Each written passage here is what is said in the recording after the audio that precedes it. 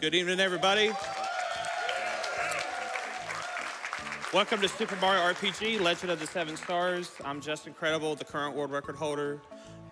Seated behind me, we have the Claude. The router for this game has had some new changes over the last few months. We have Pidge, the queen of Super Mario RPG, a most of the stuff specialist. And to my left, we got Vernie, the former world record holder. Give him a round of applause, everyone, and our commentators.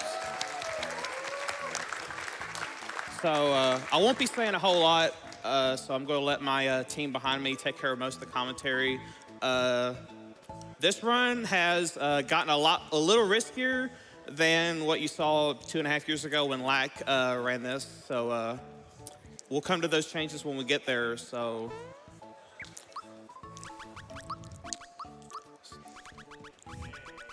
all right, everybody ready? Is timer ready?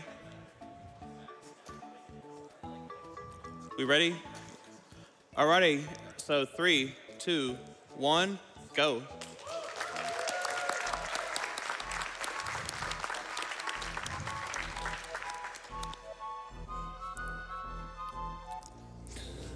All right, so starting off in this game, we just kind of are going through the regular motions of Mario and Peach's typical relationship in the 90s. She's being captured by Bowser, and he's got to go and rescue her.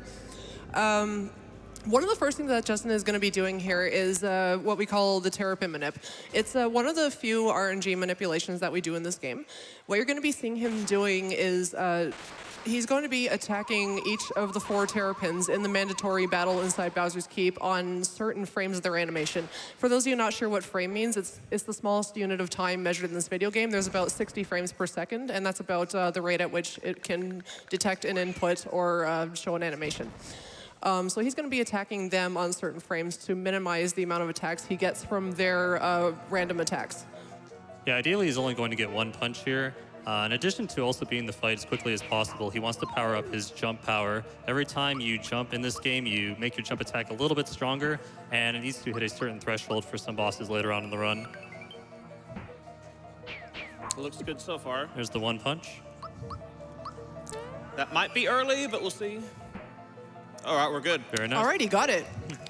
Good stuff. Yeah. Doesn't make a huge difference if you end up getting multiple punches, but it's always nice to save as much time as you can. It's good morale for the start of the run to get the Manip correct. Exactly. So now what you're going to see here, he's about to fight Bowser. This is kind of the first boss battle of the game. If you remember playing this as a kid, the trick here was that Bowser becomes, I believe, invincible after a couple turns, so attacking him is a waste of time. You want to attack the chain that's supporting what he's standing on, kind of like you're playing SMB1. And Justin is going to be continuing to use his jump attack instead of his physical, because his jump attack has a special property that no other attack in the game has. Every time you use it, it adds to a counter, and the counter is factored into how much damage it does over the course of the game. That counter does not reset between battles, it's permanent. So you'll see that number that his jump attack does actually increase in the same battle where you use it multiple times. That's not RNG, that's a result of the attack becoming more powerful from being used more often. He does that just to kind of power it up for some fights that happen later in the run. Yeah, spells actually have no damage range in this game. It's just player physical attacks that do. Yeah, if you have a weapon equipped, that is the only RNG that will come from your attacks. Everything else comes from timed hits. And since we're kind of in a cutscene here, I guess we can kind of explain what timed hits are. If you've played this before, you probably remember what timed hits are, at least vaguely. When you do a physical attack and you press one of the face buttons during your attack, you'll do an extra animation for a little bit more damage. The way that it actually works is that there's kind of a 7-frame window in which you can double your basic damage. And surrounding that, you can do 1.5 times. So getting it perfect is like a little tough, but not really that difficult if you practice it a bit. For blocking your enemy attacks, there's a 5-frame window where you will take 0 damage from their attack. That only applies to their basic physical moves and some of their skills, but for specials this can't be done, and for some of their skills there can't be done. And you'll see this kind of in action when he fights Croco in about 10 minutes or so. All right, I think it's a good time for a couple quick donations. Absolutely. Justin, we actually have one here from Antilles58, $35, that says, Justin, I am so proud of you, bud, for getting to this stage.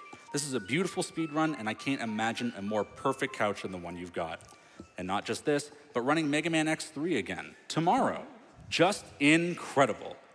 You've been a great speed friend and inspiration for so long, and it's amazing to see all your hard work pay off. I'm looking forward to you finishing up at GDQ so you can resume beating me to a pulp in our chess matches. All right, thanks, Tom. We've also got a $50 donation from BRHH that says, "Get comfy, folks. It's Super Mario RPG time." We have a $35 donation from Goldum that says, "Mario RPG was my favorite game in my childhood. Played over a dozen times. Can't wait to see you fly through it. So fleeting." We have a $50 donation from Magimo that says, "Get hype for Super Mario RPG." Justin actually trying to walk out there and getting reminded to save by Toad is actually faster than if he had made a safety save, so we're not going to safety save the start of the run. Yeah, in previous versions of the route, you actually would go save because that's what Ox's task did. But Halonym actually ended up timing, and it was like 1 second faster to just not save at all. When we asked Ox about it, the task for this game, he was just like, "Oh, I was just too lazy to time it." So there you go. Yeah, speaking of safety saves, there will be quite a bit of it in the first half of the game. There's a lot of new stuff that's pretty risky, and it's pretty important for a few things later. Yeah, some bosses just have a chance to kill you flat out with nothing you can do about it.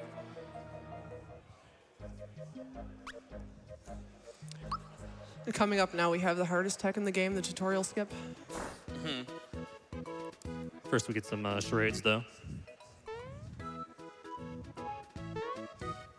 Mario's pantomiming is probably one of my favorite parts of this game.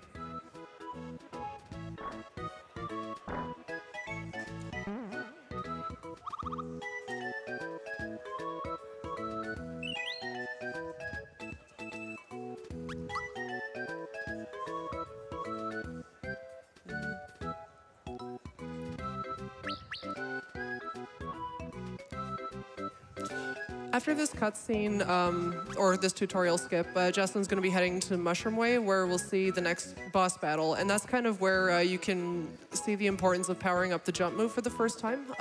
We'll kind of explain that when he gets there.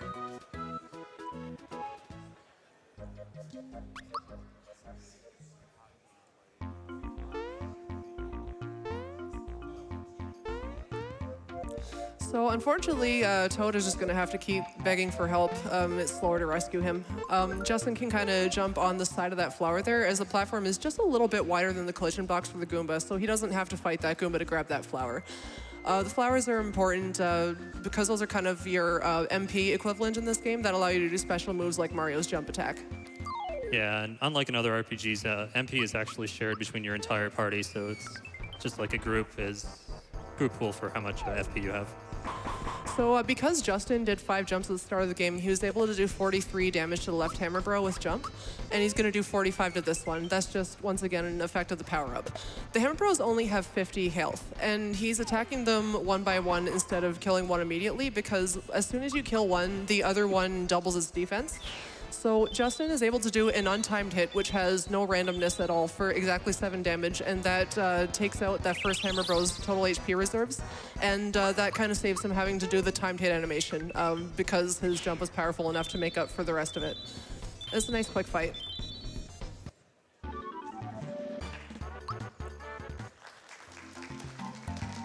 The first of many boss battles we'll have. You got a flower jar from that fight. That'll be sold immediately, actually, for 300 coins and be used to finance his initial purchases coming up in the first menu here.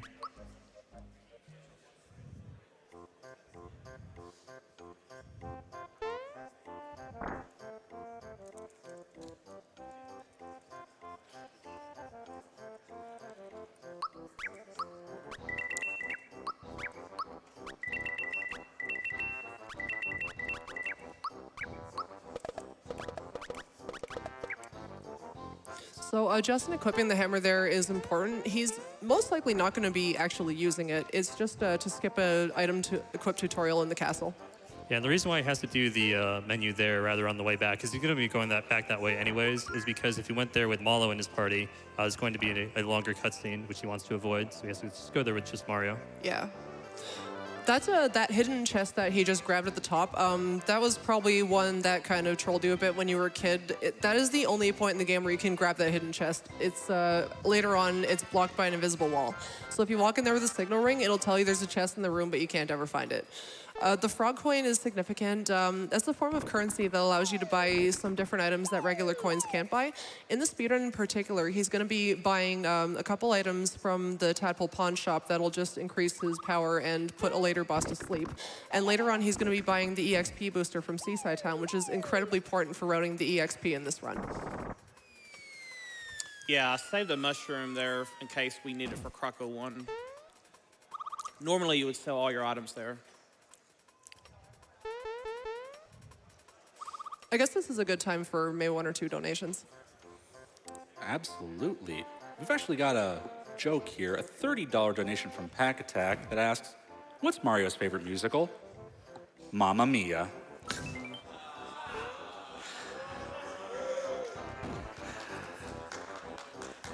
We also have a $100 donation from Cabo that says, a friend of mine was recently diagnosed with cancer. I love what you guys do. This is for her. Oh, really? I didn't get it. Bummer. That's all right. Justin, the movement that you try to do coming out of the castle is just to manipulate the camera. Manipulating the camera really usually just saves a couple seconds, but every second counts in this run. It's actually more like a few frames, if anything. But, you know, it's like all the camera management throughout the course of the entire run is probably like 5 seconds worth.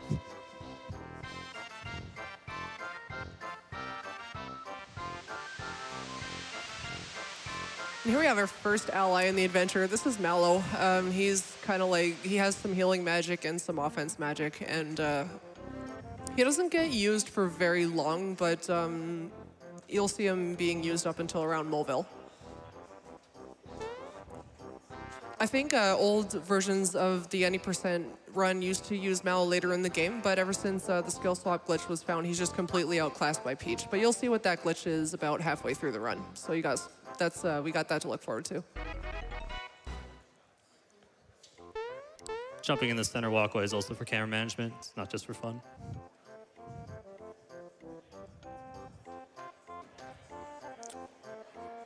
Popular line coming up. Boom. I hate when I leave my bazooka at home. Same. It happens.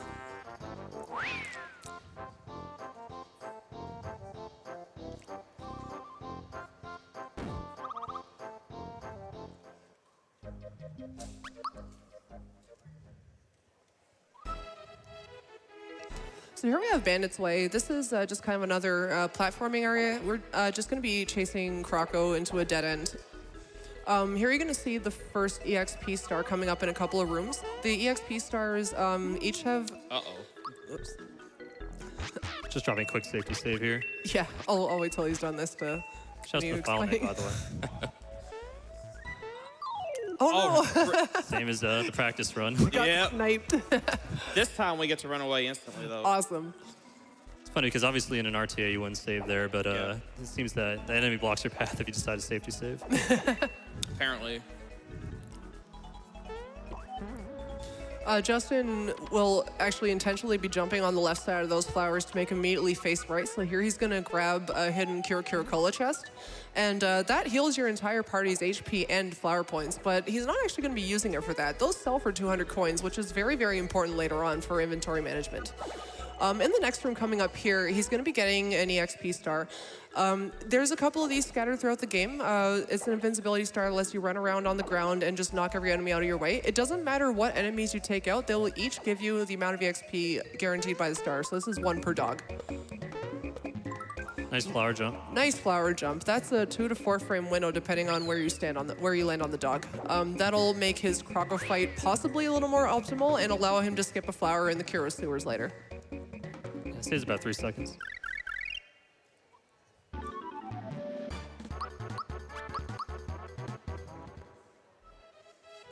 He's taking a special attack on Mario there because he just wants to make sure his jump power is as high as possible for the next boss fight.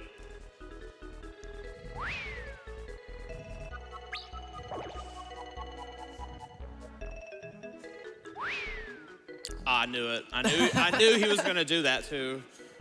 So Croco was a jerk and stole Mal's allowance money, so Mario's just going to take a break from rescuing Peach and help this little kid out. Beat up a crocodile. All right, so Mario will be doing all the damage in this fight. Malo will be used, but just to use a honey syrup to replenish the flower points so Mario can jump more. He'll be using 2 honey syrups in order to have enough jump power to defeat him. So you're seeing Justin take 0 damage from that attack. That's what I was mentioning earlier about timed hits. He's pressing a face button within a 5-frame window in order to take exactly 0 damage. The window for when you need to block depends on the attack. It's different for each block that you can do in the game. There's a 66% chance that Croco will do a physical, which is what you want because you can perfect block it, and a 33% chance that he'll throw a bomb. And you do not want to see the bomb because the bomb is unblockable. Mario can survive the bomb with 1 hit point, but Malo will just die straight away. Fortunately, he's not as important as Mario, of course. That heal move that Croco just did is scripted. That just signifies that there's only a handful of turns left. It also makes him skip his next turn. Bombless? Wow, that's awesome. Yeah. that's really good luck. Always lucky. Hooray, we got his coin back.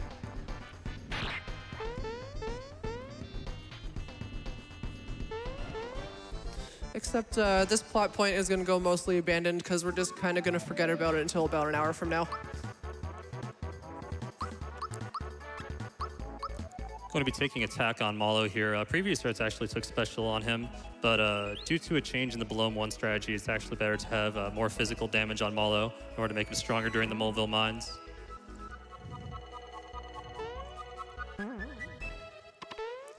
So coming up next here, we have a major sequence break and the first major glitch in the game, which is called the max skip. You'll see Justin perform some movement in the chamber room of the Mushroom Kingdom to jump past an invisible wall and trigger the cutscene that signifies that he's defeated Mac, the first Star Piece Guardian of the game. We take a safety save there because if Justin doesn't perform it perfectly, then then he might start the battle.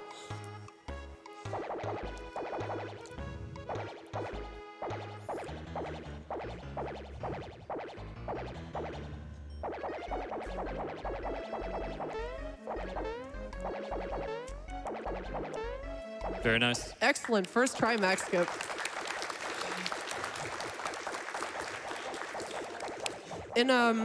In previous GDQ runs, I think in 2013 and 2015 by Cypher and Checkers, I believe that a different max skip setup was used that made that jump need to be performed in a 2-frame window.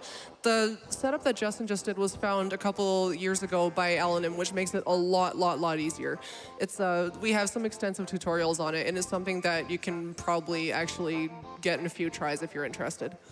Yeah, definitely don't recommend fighting Mac. I believe it's like a 5-minute fight and it completely messes up your experience route and all that. It's a very RNG heavy fight at that. Yeah, and he tends to spam fire moves that you can't block, and also that Mario takes a ton of damage too.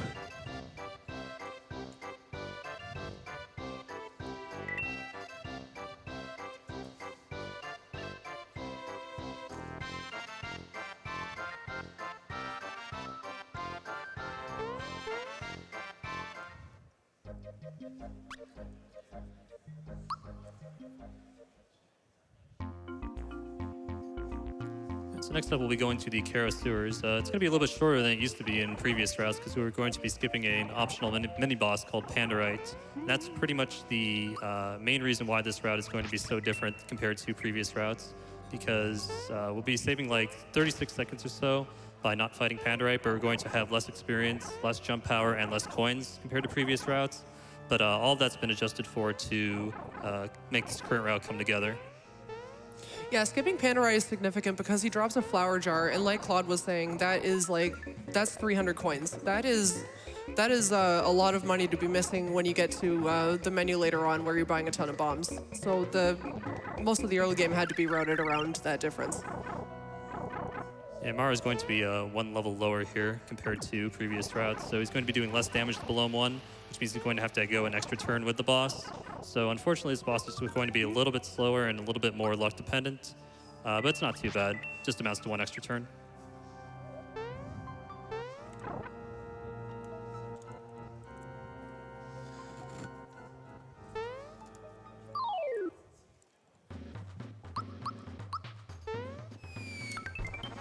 So most of Belome is actually scripted. He only has a couple of non-scripted turns. Like on the first turn, he will always attack Mallow here. And then after that, he will either attack one of the two of you or put one of you two to sleep.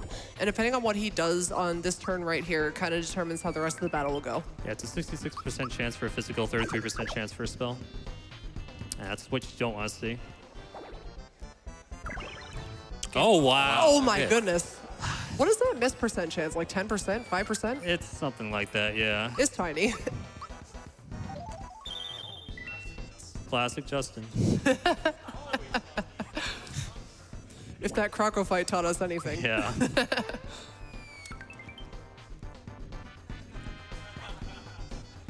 So this Scarecrow event is also scripted, and it's actually fortunate that it happens because it will make Mario immune to sleep. And the Scarecrow effect doesn't really have any negative effect in this battle. It only disables your items and your physical attacks, but we're only going to be special attacking with Mario anyways. The 4 damage he did with Mallow at the start of this fight is actually very important for killing Belome too. It wasn't just for fun. Yeah, I think you end up with either exactly 501 or 502 damage, and he has 500 health.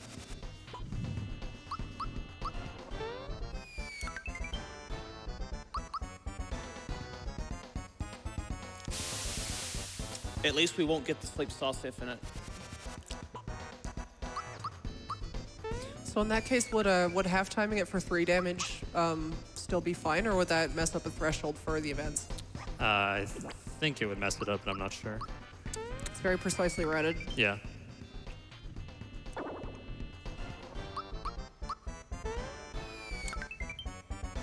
All right, we're out of the world. Kuro Sewers. All right, awesome. Nice fight. Yeah.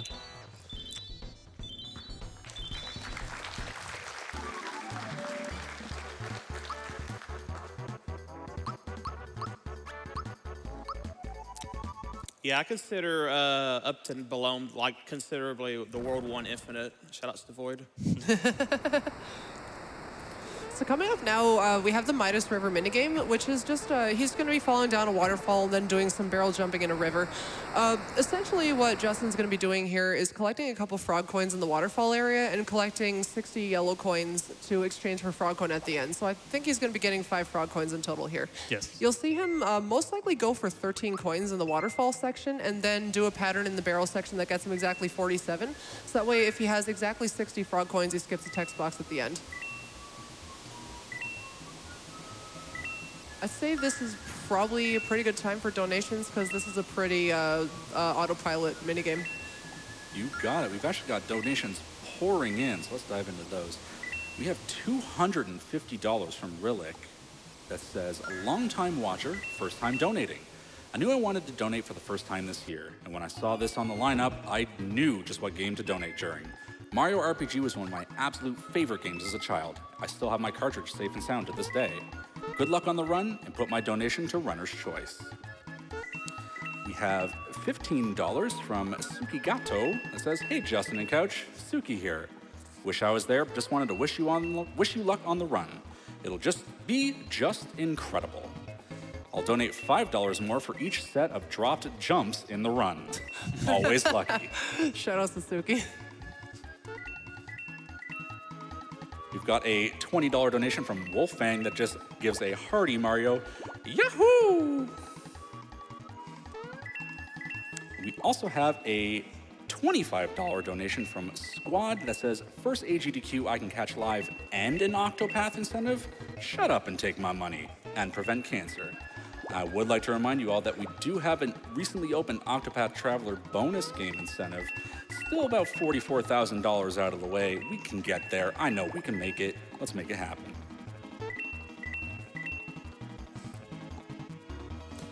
So at the end of the waterfall here, Justin's going to get his last frog coin and grab a Knock Knock shell for free, which isn't actually going to be used. That's going to be sold.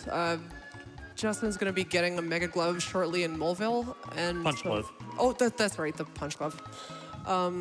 So coming up is Tadpole Pond, which doesn't really have a whole lot to say about it. It's just cutscenes in one menu, so probably this is also a good time for more donations. Yeah.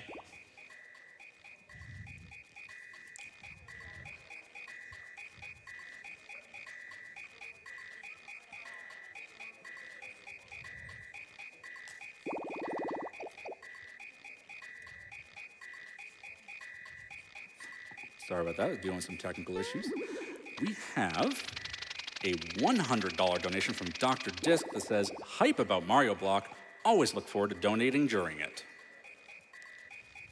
We've got a $100 donation from Bob that says, thank you for these wonderful marathons and the good cause it's for. I wish I was in a place I could donate more right now. Last August, my dad was diagnosed with terminal brain cancer and is currently in his last weeks, possibly days. This marathon is a welcome and fun distraction. Money to announcer's choice. We have another $5 donation from Heathachu, which is another Mario Wahoo!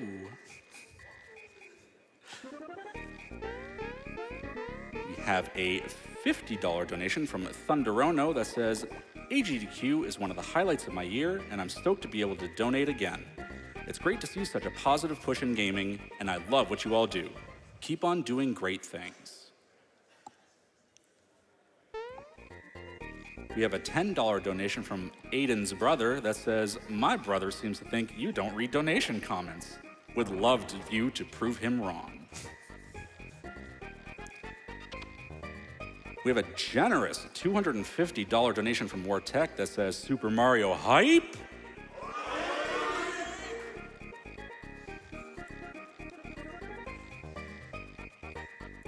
Another $250 donation from Yonkmans that says, been watching GDQ for a while, just wanted to donate to a good cause.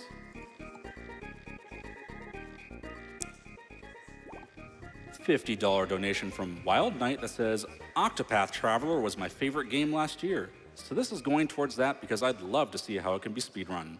Willing to bet it's awesome.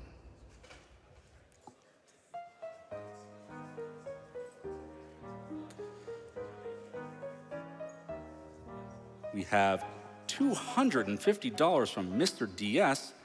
Thank you for this wonderful event and everyone involved.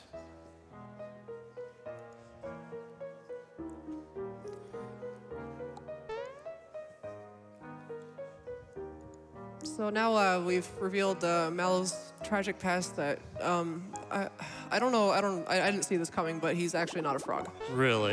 Yeah, I don't know, I was shocked too. But Justin's gonna be kind of leaving Frog Fuchsia to be sad while he goes here to spend some of his collected frog coins on just a couple of items that we're gonna need later on. The Energizer is gonna be used in a boss battle in a forest maze, which is the next major area of the game. And the Sleepy Bomb is actually gonna be saved until the very end of the game. But it's just faster to get it now than it is to come back here later to get it. Nice grab on that coin there. The coin route's actually gotten tight enough to the point where missing that can have a huge detriment on how many items you'll be able to buy about halfway through the game.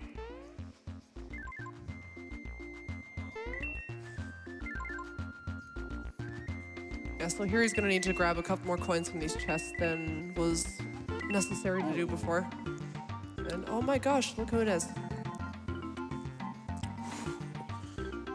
I was close to hitting that shot out there. Very close.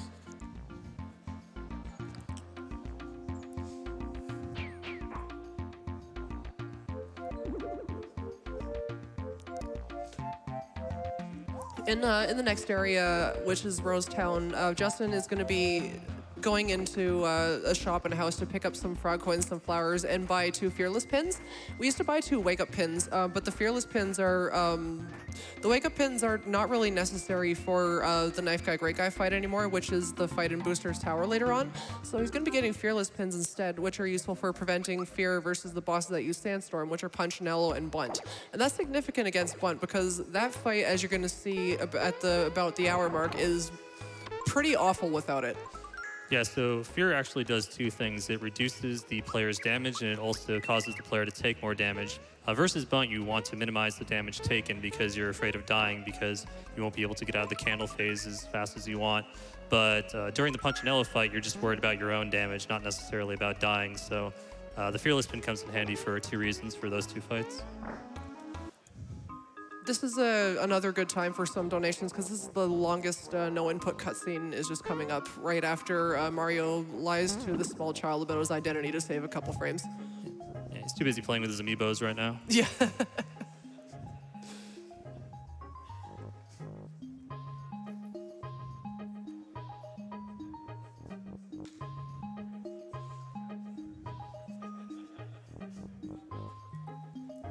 For reals? Aw.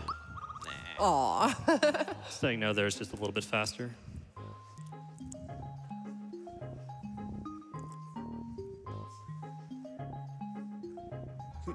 Mario just bought the farm. Oh boy.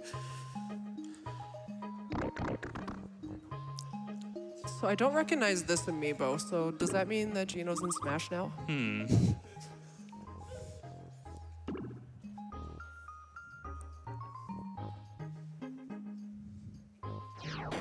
I don't remember amiibos doing that either. Yeah. Must be a new feature. So this is a good time for 1 or 2 donations. We have like a 90-second cutscene. Sure thing. We have a $100 donation from Big Fung Balls that says, just needed to shout out my speed heroes Albrecht and Pidge. Good luck, Justin. Thank you. I feel bad for Claude. I don't understand. I thought Pick and I were friends. We also have a $15 donation from Serpico HLPC. Epic game, epic runner, epic commentary, and couch. Shoutouts to all, especially to Pidge01 and her excellent commentary. The true 4 horsemen of Super Mario RPG. Thanks, Serpico.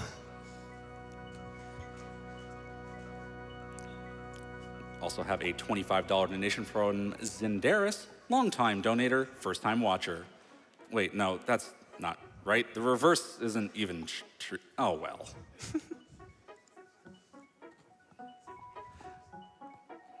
We also have a $50 donation from Kaumoporo. I won't be able to stay up for the Super Mario RPG run tonight, but I am so stoked for Justin Credible's run of my favorite game of all time. Love the people in the community. They are so welcoming and helpful. Very cool to see Justin's hard work and dedication paying off over and over again with new world records and a chance to play on the big stage. So in this cutscene here, Justin's not just jumping around for fun here. He can't actually leave the room until they're done talking. So he's just... It's threatening going back up. Yeah, I'm gonna say before the Wiggler jump. Yes, the next thing that Justin's going to be doing is the tech wiggler jump, which is one of the more intimidating techs to do if you're learning the game. There's a wiggler that runs around in the second room of the forest maze, and you want to bounce on him 10 times before he goes back underground, and you get a frog coin. This is so that he has 22 frog coins by the time he gets to Seaside Town.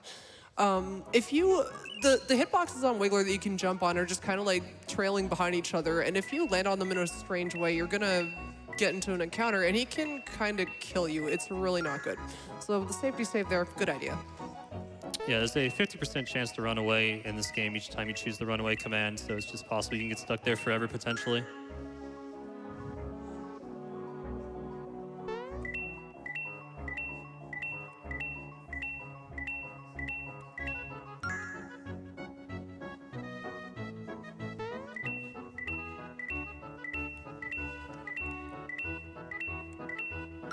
The patterns are random, and some are much more difficult than others.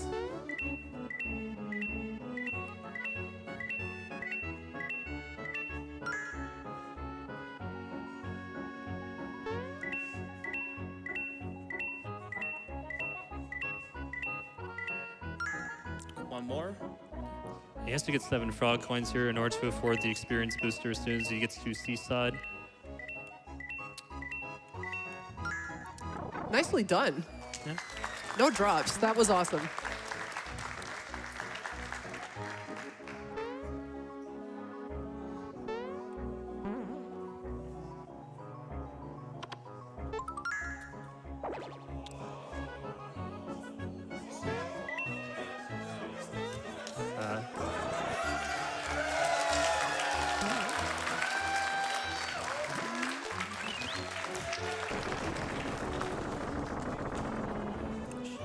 We live in. All right. Should I pause or keep going? The run stops for no one. Yeah, you're good. You're good. Okay.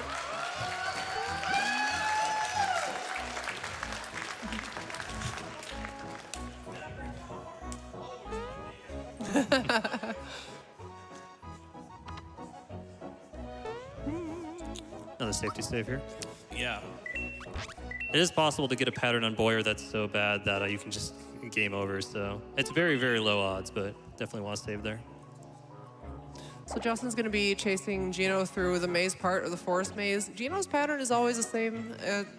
If you just memorize this room in particular, you can't see him, just go right, you're fine. The bowyer fight is interesting because after the first turn, he'll drop 3 buttons on the ground labeled Y, X, and A, and he'll shoot an arrow on one every other turn, and it'll make you not able to use that button. So if he locks X, you can't use items, Y, you can't use special, so on and so forth. His selection is actually not random. It's based on a summation of points attributed to actions that you've used in the last 2 turns. So if you're attacking him a lot with A, he'll probably lock A. If you attack him a lot with Y, he'll probably lock Y. If you're not attacking him very much, he'll assume you're using a lot of items and lock it with X. Yeah, the strategy for the bowyer fight's actually changed a bit compared to previous iterations of the route, but I'll get into more detail once we actually get into the fight.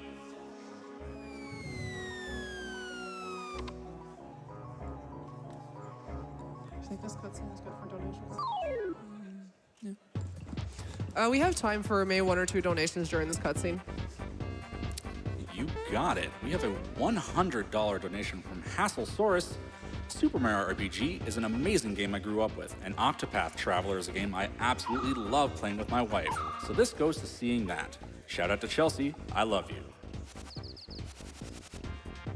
Also have a $250 donation from Shelly. Terrible at video games myself, but I love me some GDQ. You guys are amazing at what you do. I'm a family medicine doc, and I love I can donate to something I'm passionate about that is this much fun to watch. Good luck, Justin Credible, on your Super Mario RPG run. Thanks for entertaining us and fighting cancer. I think we probably have time for 1 more before the fight starts. We have a $250 donation from Mac, who also wants to approve. This comment is here to prove to my brother that I can donate. Shoutouts to Bacon Shake, Zam, Agi, and all the other Jackson boys. So there's Gino, probably the mascot of this game, fan favorite character. He's pretty powerful. You grab him at level 6. Mario and Mallow are definitely not level 6 yet. Gino is kind of the primary damage dealer in this fight. He's going to be kind of spamming Geno Beam a lot. The Energizer that we just bought in Tadpole Pond for a frog coin is going to increase his attack power by 50%. So his first Geno Beam here is going to do 60, and then when Mallow uses the Energizer on Geno, it's going to start doing 90 per turn. That is the same as using Geno Boost. It doesn't stack with Geno Boost, but it's kind of like a oh, nice freebie. That's awesome. 25% chance. Yeah, it's just kind of is what we do to increase our damage at the start. So that freebie is significant because generally freebies you have a 25% chance to land. They're pretty important in the second half of the run. At the start of the game, having an Energizer is nice because it can make the Croco and Punch and L fights a little faster. Yeah, every item in this game has a 25% chance to freebie. Well, every item used in the speedrun route, with the exception of the Red Essence, which is a 12% chance. And for the most part, more freebies are always appreciated. There are some that just waste time, but they can always be sold for coins later on. Yeah, what a freebie actually does, if you're not familiar with it, is it just gives you a copy of whatever item you just used. So he has another Energizer in his inventory now, even though he only bought one and he used one. That's just what freebies do. There is a boss fight later where he's actually going to be manipulating freebies to get an extra rock candy, which is going to be really cool. You'll see that coming up later. Going into a little bit more detail about this fight, on previous iterations of the route, Mario and Mallow do a little bit more here than what they're doing right now, which is absolutely nothing beyond Mallow using the honey syrup and the Energizer early on. That's because they're so low level at this point in this route that they're not worth doing anything with whatsoever. So Geno carries the fight entirely on his own. Yeah, it used to be that Mario would jump to supplement the damage, but Mario and Mallow are just not strong enough to do it now. All right, this has to be a defend here. Geno would die from a bolt if he was not defending. Okay. It's actually optimal if Mario and Mallow die here because, oh, there you go, because it skips their turns. And skipping a turn by being dead is obviously faster than defending with them.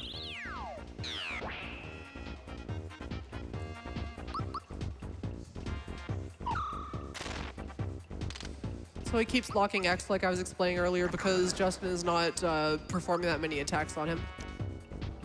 Okay. I have some bad luck with the spell animations here. It's possible that Boyer will either do a physical attack, which can be perfect blocked. Oh, well, that wouldn't have killed, but I was still nice. Nice fight. Yeah.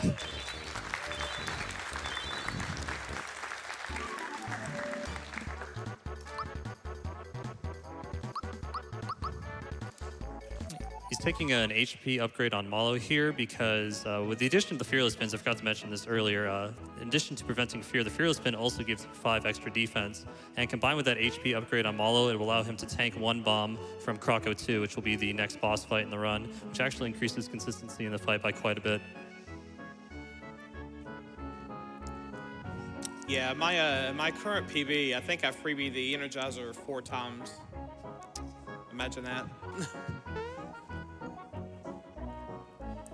So, this is a good omen. This is probably a good time for a couple more donations. Sure thing. We have a $50 donation from Jen. My mom was diagnosed with cancer this past summer. She's fighting the battle and winning. Good luck to the runners. Let's help more people continue to win the battle against cancer. I would like to take a moment to remind people exactly why we are donating here. We are donating these funds to the Prevent Cancer Foundation. PCF is the only US-based nonprofit organization solely dedicated to cancer prevention and early detection. Their mission is saving lives across all populations through cancer prevention and early detection. Their vision is to stop cancer before it starts. They were founded in 1985, and they carry out their mission by focusing their work on research, education, outreach, and advocacy. So next up, Justin's going to be heading to Mulville. He's going to be performing a quick menu to get some better equips. He's going to be buying the work pants item here, which is really important for the run. It's actually one of the only 3 types of armor that are used in the run. The first one is the shirt that we just give him so he can survive bombs on Croco, and the work pants is the only purchasable equip that increases your attack power and your speed. So, and it can be equipped on everyone, so they're very, very important for the speed run. He's also going to be doing a quick sell menu here. You actually used to do all the selling in Seaside, which is about halfway through the run, but in order to actually afford the Fearless Pins that we got earlier, we have to do another menu here. It actually works out to be the same amount of selling, but just splitting it up a little bit differently. He's also buying a mid-mushroom, which is used for a boss about halfway through the run.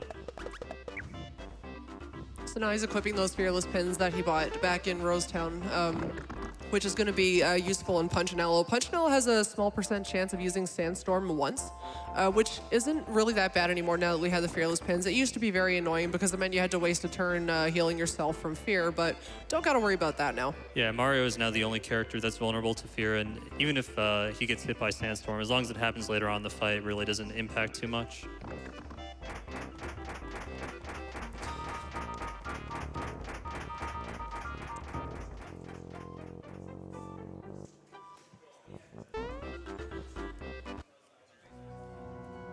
So the Mulville Mines is kind of a fun little platforming area, but the significant parts about this area is that there's 2 bosses. Justin's going to be fighting Croco again, which is kind of a difficult fight if you're doing it casually, but in the speedrun, it's quite easy once you get into the second phase. And after that, he's going to be fighting Punchinello. We're also going to be seeing another EXP star, which has some interesting movement on it.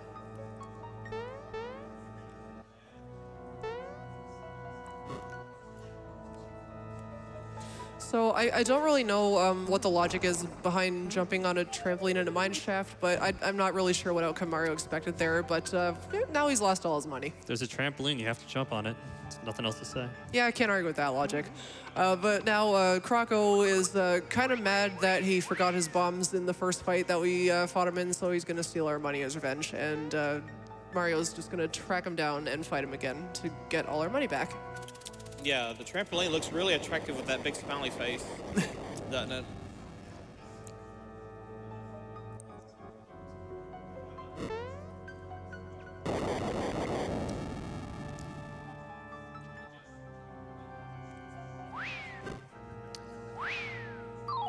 All right, so there's 2 phases to the Croco 2 fight. The first phase is actually more difficult than the second because the first phase contains unblockable attacks, whereas the second phase, you can perfect block everything. There's about a 66% chance, I believe, for Croco to use a bomb in this fight. He can one-shot Mario with the bomb, but Malo will be able to tank 1, and Gino will be able to tank, I believe, 3. So where the Fearless Pin and the HP upgrade come in handy, you can see he lives with exactly 1 hit point. He's also going to be punching Croco here instead of jumping on him. That's also something that's new to this route. That's because Mario's jump power is lower compared to previous versions because he didn't jump on Pandorite, and also because he took a attack at level 3, which will make his physical attack stronger. It is also slightly riskier just because Croco has evasion. Yes, that's true. There's a 5% chance to miss Croco. There's actually a 1 in 256 chance to miss any enemy in this game with a physical attack. But there are a few bosses, such as this guy and a few others, where you just have a much higher chance to miss. This attack is, this boss fight is going faster than it normally would because the Energizer freebie used on Geno is making his attack power much more significant. So Chomp is one of the skills that you are able to perfect block. You can't perfect block every skill, but that's one of the ones you can. That was a nice, quick Croco 2 fight. Very nice fight. Wow. Oh my goodness. Unbelievable. Unbelievable. Always lucky. That flower box that Justin just got from Croco has a 25% chance of dropping, and that's very, very significant because once he gets to Seaside Town, he can sell that for 2 extra ice bombs. And ice bombs are extremely important to the second half of the run. There are all sorts of bosses that have different strategies, much better strategies if you have a lot of ice bombs at your disposal. So that is definitely going to help him later on. Yeah, Super Mario RPG has a lot of luck in terms of the speedrun. So one of the most important skills you can have is just being lucky, and Justin definitely knows how to do that. Yeah, the lore is I am the luckiest player in this game. I would argue that, I but... think anyone watching this run so far would also agree. All right, so this star is pretty risky with all the enemies that we got to kill, so we're going to move right to the next save and make a safety because it will be a little bit important for later. And we get to save the flower box too.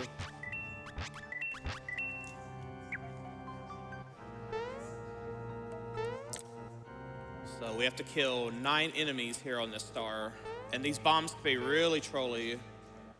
Yeah, in previous iterations of the route, you would kill less enemies. So this is kind of where the EXP route equalizes a bit.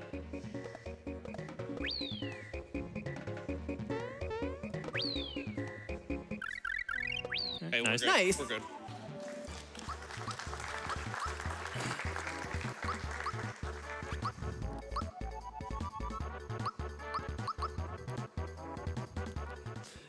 Yeah, your movement on the stars has to be very tight because if you're like running around really sloppily all over the place, it's just going to waste the time that you have on the star and make it run out before you can hit all the enemies. So Justin did a great job there.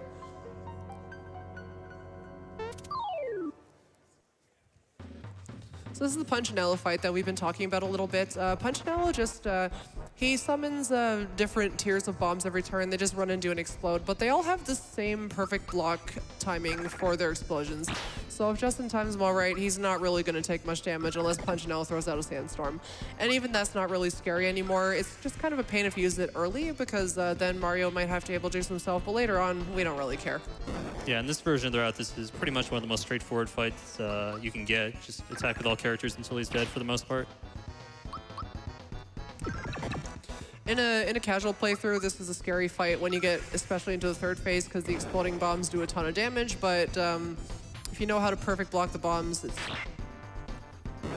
pretty easy.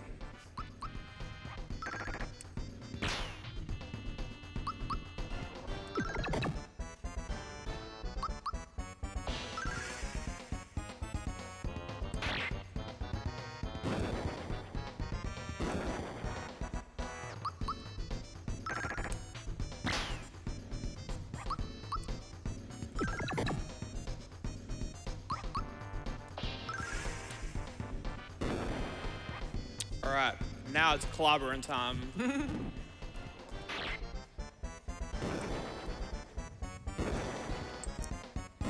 Oh, we're not going to see Sandstorm, even if he wanted to use it.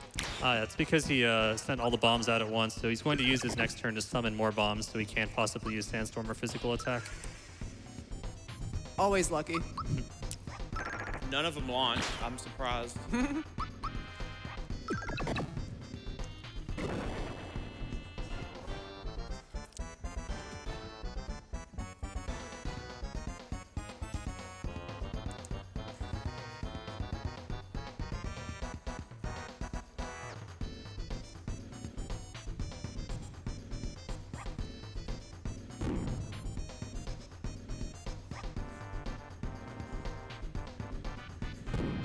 Now's a good time for some more donations. Absolutely. We have a $25 donation from Siberian Bull that says, RN Jesus is with Justin so far in this run.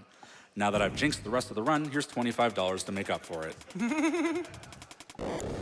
We have a $30 donation from Jumbles, missed donating for Mario Kart, but gotta show some love for Super Mario RPG. Shout outs to turning off the lights.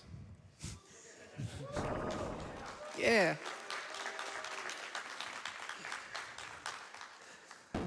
$10 donation from G211, already donated tonight. This is a tip for the excellent Mario RPG commentary. AGDQ keeps getting better every year. I'm so happy to be watching. So the next segment coming up is the minecart minigame. Generally, a good time for the minecart minigame is under 2 minutes. And as is the tradition when I Ate Your Pie speed ran this game, and also when Lack Attack ran this for the finale of SGDQ 2016, y'all need to throw down a $5 donation if Justin gets sub 2. I'm sorry, I don't make the rules. That's just how it is. I'm not much of a honker, so you're gonna hear the honk once and once only. We should do co-op honking like during my limit break run. Wait, honking is very important in the minecart.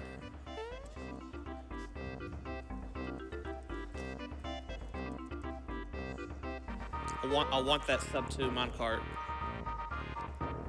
I generally can't honk because like my knuckles aren't that good, so when I ran this at limit break, Daniel ran up and mashed the L button on my controller while I was doing it. So in the minecart, it's a the route. If you just memorize where to go, it's all right as long as you break at the right times and use the mushrooms at the right times. You can actually use mushrooms going around the corners, like right there, and you won't go off the tracks if you use it at the right time. Mushrooms just give you a little bit of a speed boost. You can collect them as backup. Justin knows the route. We have tutorials about this and maps on the correct place to go in the minecart. There's a couple shortcuts you can take, and Justin's really good at minecart, so most likely we'll be seeing a pretty good time here. Hopefully. There's also going to be some coins in this second screen, as well as the fourth screen. Those are actually added into your coin count, and yes, those do matter for being able to afford all the bombs later on in the run, so he does have to get those.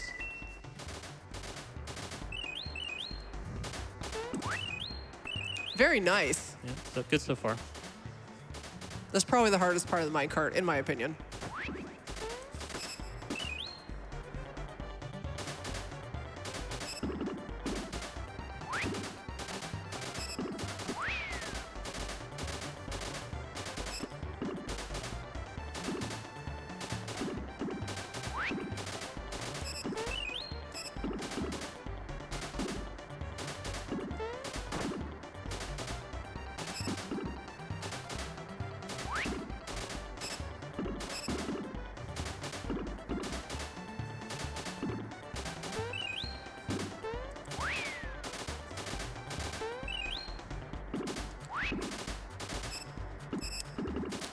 Looking like a fresh sub 2 to me.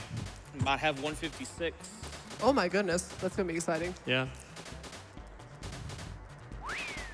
I've only gone to 156 twice, I think.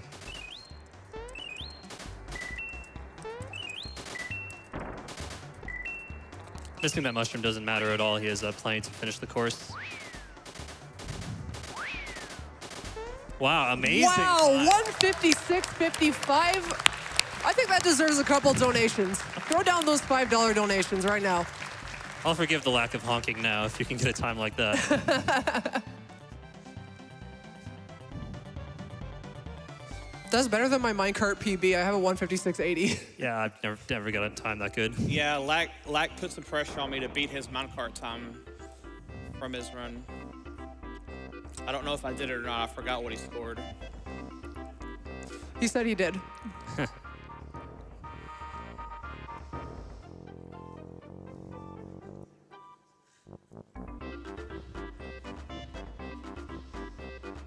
We actually have 2 of the 3 previous GDQ SMRPG runners on the B couch today.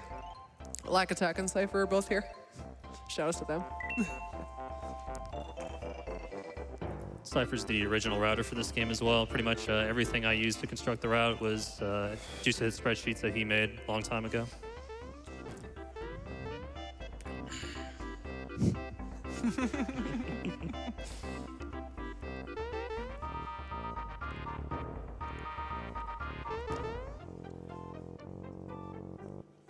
Booster is probably the best character in the game, if you ask me.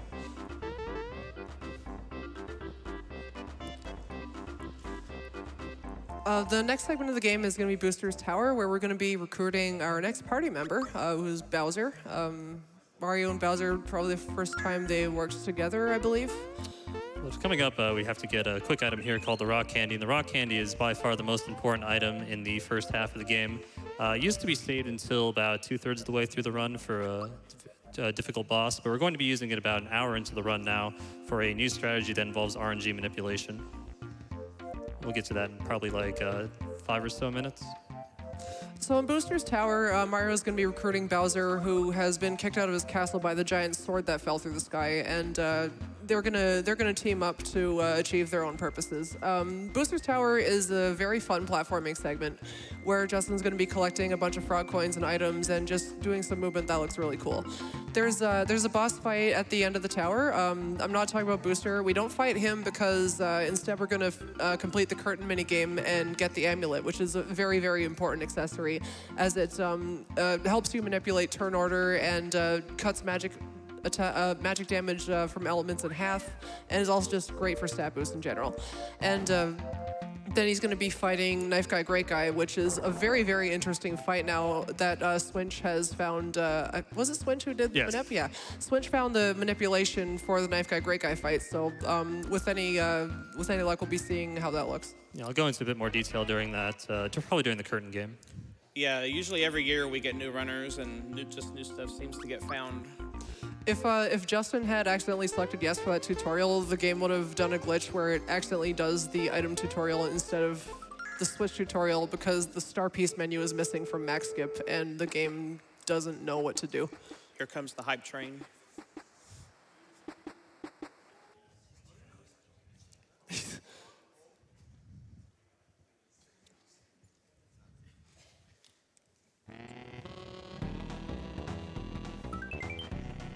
Still getting a few items throughout the tower that will be sold for coins, such as that flower tab. No, we don't get the masher, and no, we don't go to Booster Pass. Yeah, hitting that switch is what allows you to go to Booster's Pass Secret, which you used to do in order to get an extra Caracola, which can be sold to buy an extra Firebomb, but why do that when you can just get lucky?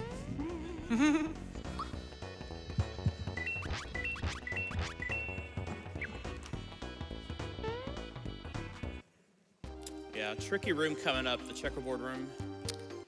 Yeah, it's going to look very simple, but he's actually jumping in a precise way in order to avoid encounters. And if he happens to get into an encounter, it's unavoidable, or unescapable, I should say. So he has to fight the encounter.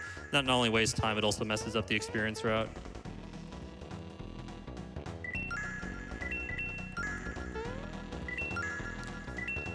Take a bit safe there, but works Nice. out.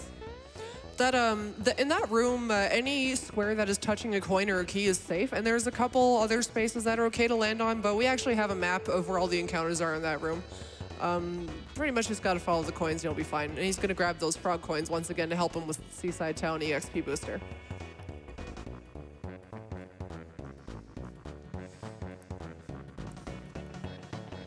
Shoutouts to everyone who didn't know that you could just run out of that cutscene instead of hiding behind the picture frame.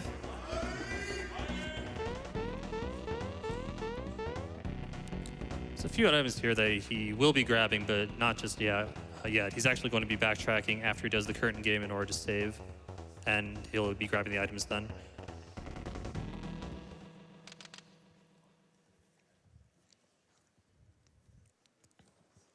Can we just talk for a second about how good the Booster's Tower music is?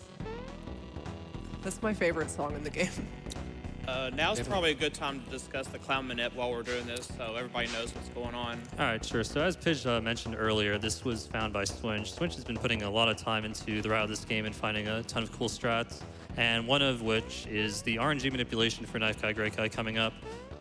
I'll do my best to explain and try and give it justice. So what Justin's going to be doing here is he's going to be backtracking and saving and then resetting, and that's going to set the RNG back to 0.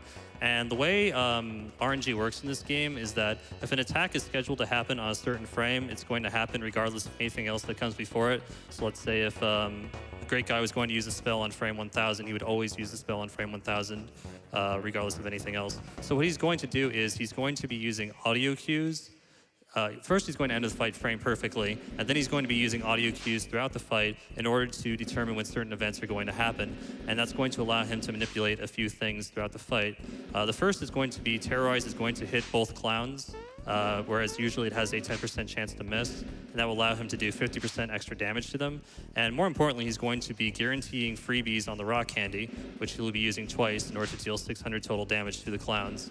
And a perfect fight with RNG manipulation will be about as fast as a perfect fight without it using alternate strats, because you can't possibly just throw the rock candy without being assured that it's going to freebie, because it's too important of an item to just throw away. That about covers it.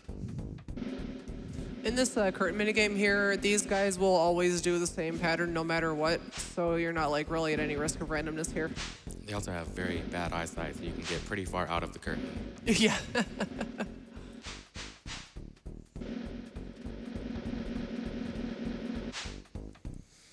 I like to do the anti-viewer attack and just jump the whole time.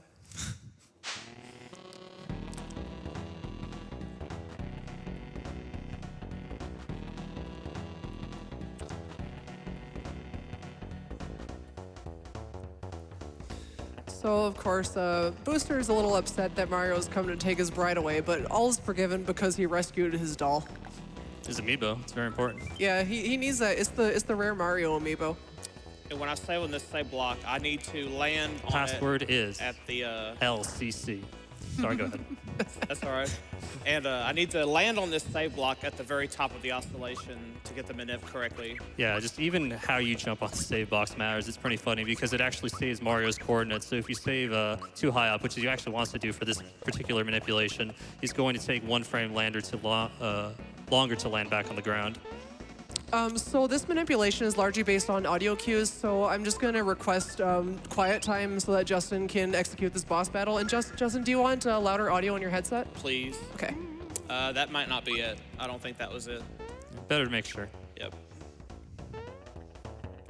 That was definitely it. Definitely it. All right, here we go. And I'll give this a couple of tries because I think it deserves to be seen. So let's do it.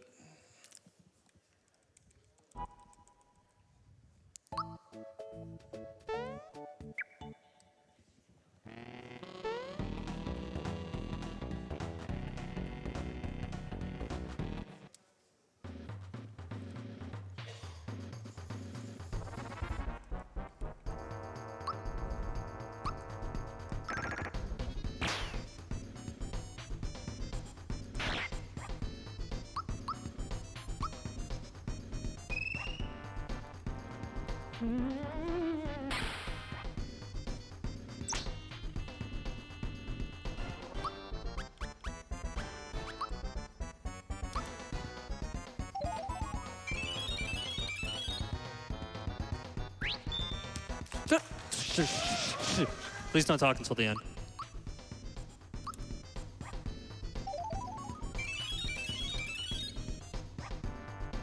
Now you can applaud. Okay. Thank you, everybody. Thank you. He needed to. There is one more part of the manip, but it's pretty easy. And even if it doesn't get it, doesn't matter. Just guaranteeing Mario's punch damage. There you go. That's it. Very well done. Very well done. Yep. Now it's time for everybody's favorite game. Call, Call your shot. I want to start hearing some numbers from the crowd. Guess a number from 0 to 16. How many flowers is Justin going to get on Booster Hill?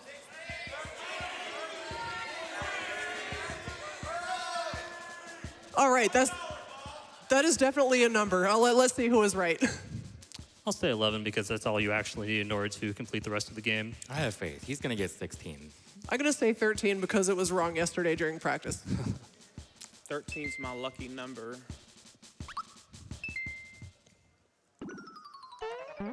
Justin actually made a tutorial on this section, which is very good.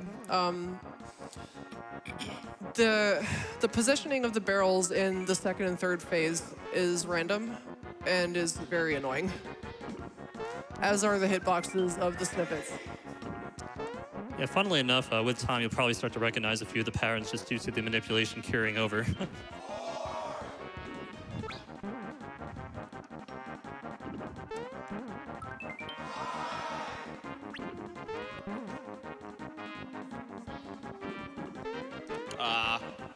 Got baited.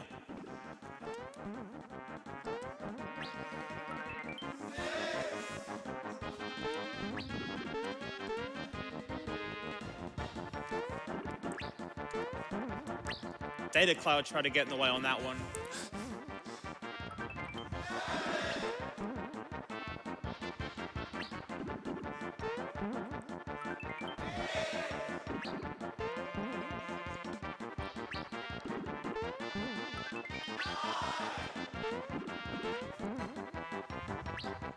All right, come on.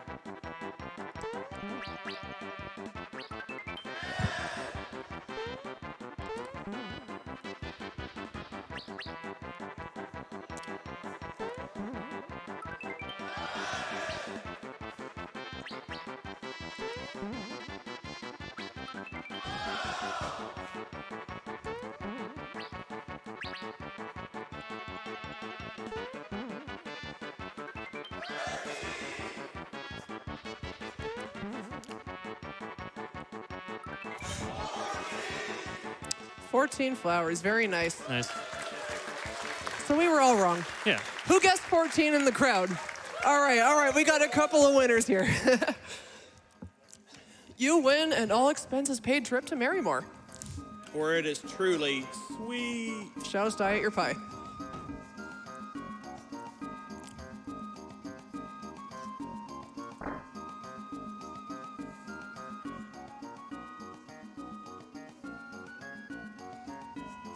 So the fight that's coming up here is one of the most annoying fights in the game, and is kind of a wall for new runners. But it's a little less scary now that we have the Fearless pin. Blent is a 3-phase fight. The first phase is just when you're being attacked by the chefs and the cake isn't really doing a whole lot. The chef attacks can be perfect blocked. The blocks are kind of hard to learn for new runners, but you get used to it after a while, and then it becomes not so bad. In that turn, you're mostly just setting up a red essence on Mario because he's too weak to survive the magic otherwise. But once you're in the second phase, once you do enough damage to the cake, you enter the candle phase. The candle phase is not HP based. The cake has 5 candles light up on his head, and a physical attack, no matter how much damage it does, even if it misses, will knock out a candle. And every turn, the cake regenerates 1 candle, so it's just like a 3 steps up, 1 step down kind of logic puzzle. Because of that, it's absolutely dire to not have anybody die, because if you're spending a turn healing somebody, that's 1 turn you're not spending blowing out the candles, and is 1 turn that he gets regenerating candles. It was dangerous before because the lower half of the cake can use Sandstorm, which decreases your magic defense. And the top half of the cake uses very powerful unblockable magic. So we were experiencing a lot of deaths here because Bowser and Geno are both immune to fear, and Mario has a red essence which blocks them from all status ailments for 3 turns. Sandstorm is not really as big a deal as it was before. It's still a bit of a scary fight, but at least that one factor is taken out of it. Yeah, the scariest part now is actually the lullaby attack. In previous routes, you would be immune to sleep, but now Bowser and Geno are both vulnerable to it. And a lullaby on Geno is pretty much instant kill on him, because not only are you not going to get his turn, you also have to spend a turn waking him up, so you just lose out in 2 turns. That's right. That's what we used to have to do when Geno would die. Bowser would have to waste a turn using pick-me-up on him. It's the worst when it happens to Geno because his turn is first in the order, so he just gets skipped altogether.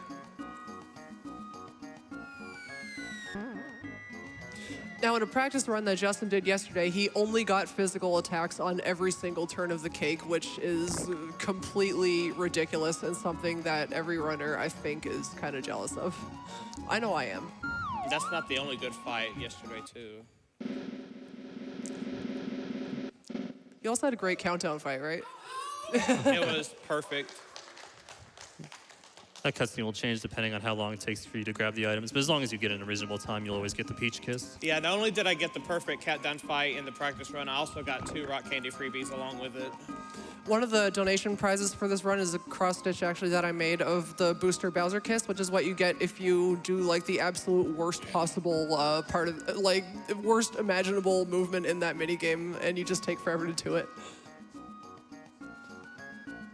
So we're not seeing that cutscene here, but it's still a thing.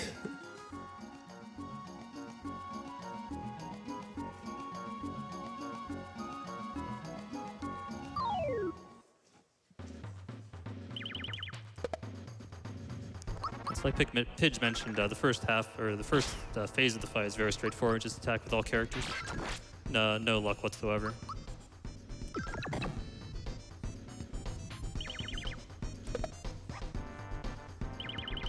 Yeah, what's good about this phase of the fight is that even though with Mario and Gino's weapon damage still has some random damage range on it, the minimum range is still enough to kill Bunt in the right amount of turns. It's also very important to perfect block those chefs too, because all the damage that the cake can do can possibly kill Gino. So on this turn, he'll be using the red essence with Mario, and this will make him invulnerable to all damage and all stats ailments. There's a chance to freebie, but it's 12%, so likely not going to happen. Freebie. Do it. Oh my god. Easiest freebie of my life. So we got the box drop and the red essence freebie. A wise man once said, this guy's looks insane. So the red essence freebie is significant because Justin can also sell that in the seaside menu for an extra firebomb.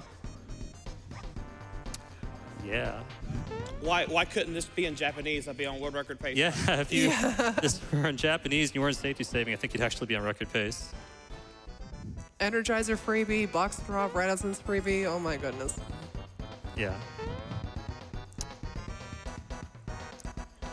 All right, now the serious part.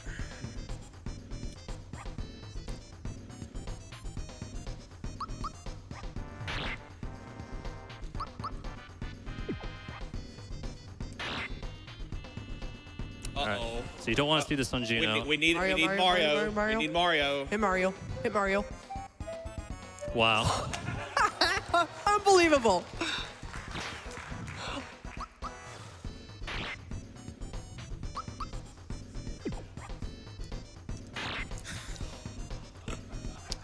Oh. Okay, it's not lullaby. It doesn't matter. Yeah. It doesn't matter. So as you see there, the candle is regenerating. The cake has just regenerated a candle, but it's a little too late. Once all the candles are blown out and he gets it, it's phase 3 time. Yeah, all 3 characters will be surviving to the final phase, and this one's much easier, especially because you have the Fearless Pins. You can no longer use the lullaby attack. He's just gonna get physical Are you anyways. kidding me right now? Always lucky.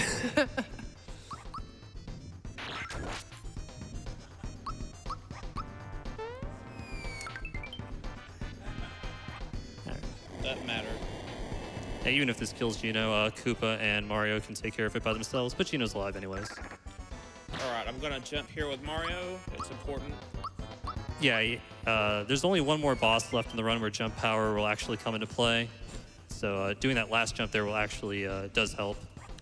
What a fight. That was awesome. This is probably a good time for more donations. We're kind of entering cutscene city right now. That is perfect. I didn't want to interrupt your incredible commentary, but you guys started a crazy train of $5 donations after the minecart track. Yo, that's awesome. Shout outs to all the donators. You got a $5 donation from Crow. You heard the lady. Cough up the $5. $5 from Anonymous. Ask and you shall receive. $5 for under 2 minutes on the minecart. $5 from Tara Amandil. Fulfilling my contractual obligation to donate sub to minecart. $5 from Pets of Things. I'm a simple lady. I hear $5 donate for sub 2 minutes. I donate $5 for sub 2 minutes. That's what I like to hear. $500 from Miko Rems. Oh no, my finger slipped after I hit the 5 key. And $156.55 from Siraki. I know it was supposed to be $5 for sub 2 minecart, but I might as well just donate the actual time. Good luck with the rest of the run. It's going to be taking HP on Malo there. Malo is actually not used throughout the duration of the rest of the run, so you're just going to take HP up because it's the fastest level up to take. Yeah, I want to shout out Extachar. He's halfway across the world right now, and if he's watching, he's probably going nuts right now with all this luck I'm getting. Extachar is one of the other primary routers of this game. He's kind of lost strats for this game in the past 2 years. So after Justin leaves Marymore, he's going to be going back to the Mushroom Kingdom, which is a mandatory visit, but also he's going to be addressing a plot point that we forgot about at the start of the run, which was Mallow's missing frog coin. He is going to be turning in the frog coin in the Mushroom Kingdom shop to get the cricket pie for his grandfather, which is something you normally do at the start of a casual playthrough, but it's actually faster to do it during this mandatory revisit instead of going out of your way to do it at the start of the run, since all you get out of it is a froggy stick, which isn't really that useful for the speedrun.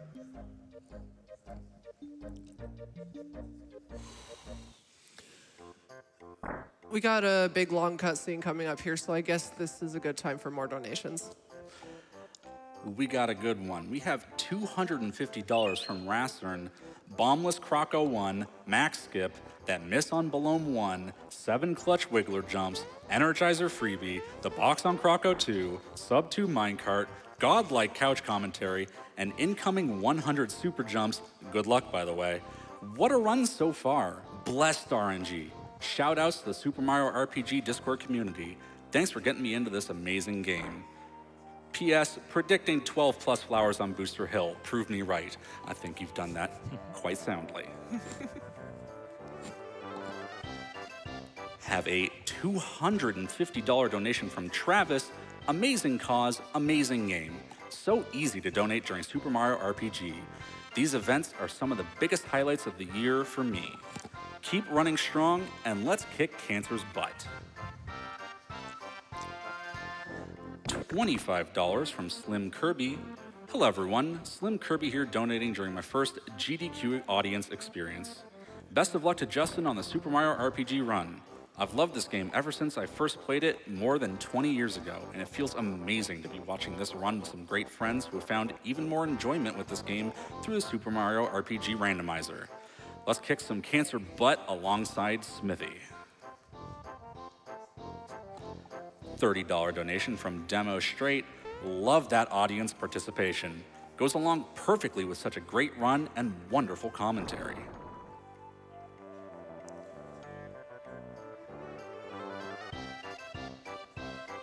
How's everybody enjoying the run so far?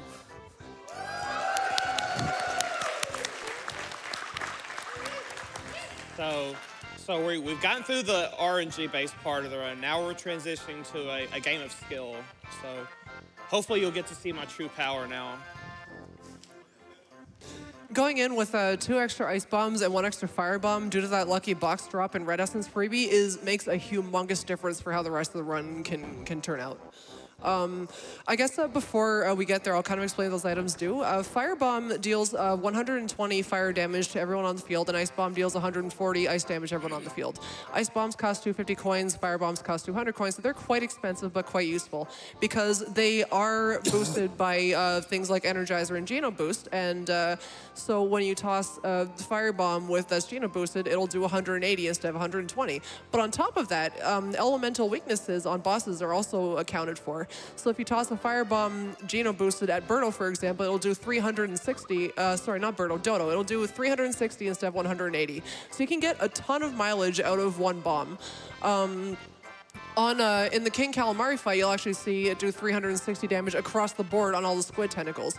The same with the Ice Bomb. It can do 140 and then 210 or 420, actually. They're very, very, very useful, as many enemies in the end game are weak to ice, and if Justin actually gets a lot of freebies, that's really good. Now, I hope he doesn't accidentally open any menus here for no reason. It's actually not faster to do this. Just waste time. It's faster to go back in the door, then come out and skip the landing, but instead it's just going to cut off her head. It's just marathon tradition at this point, but it is slower, much slower. Claude is unhappy about this turn of events. He'll be all right.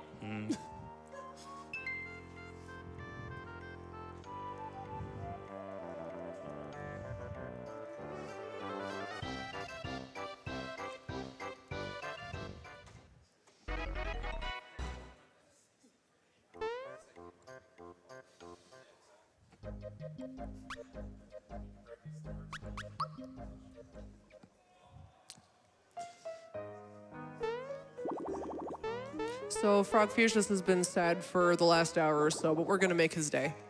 Note to new speedrunners, don't forget to talk to him a second time here, like I've done in very, very many of my runs. If first he gives you the froggy stick, and then after that you have to talk to him a second time to unlock Star Hill, which is the next part of the speedrun. If you don't do that, then you got to backtrack all the way here and talk to him. Yeah, very common mistake to make when you're first starting out.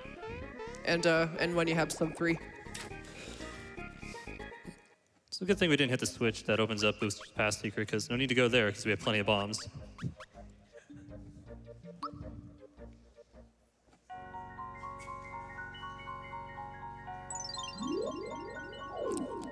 Break out your BJW Mukus in chat.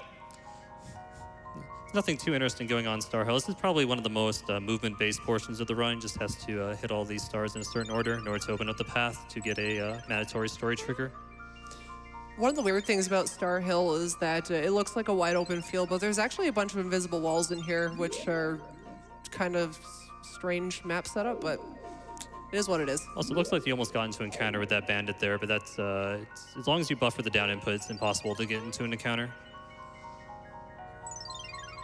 Do you guys have a moment for a quick donation here? Sure, go ahead. Because we have a $1,000 donation from Genji Glove. My wish on Star Road is for everyone to beat cancer forever. Thanks, AGDQ. Yeah, it's possible to talk to some of these little stars here to learn about people's wishes. I think one of them says, like, I want to grow up to be big and strong like my brother Mario. I have no idea who that's by. Yeah, that's a pretty good movement there, Claude, wouldn't you say? I'd agree. Befitting of a Mega Man X runner. I guess we have time for another quick donation while he gets the star piece. Sure thing. We got some more people here amazed by your incredible luck. We have $10 from Cybo3. I'm sorry, is anybody else seeing this crazy luck? Freebies, no damage defenses, and more? Just incredible, we demand you show off your 4-leaf clover collection. The leprechaun gold you've stored and every other lucky trinket you possess.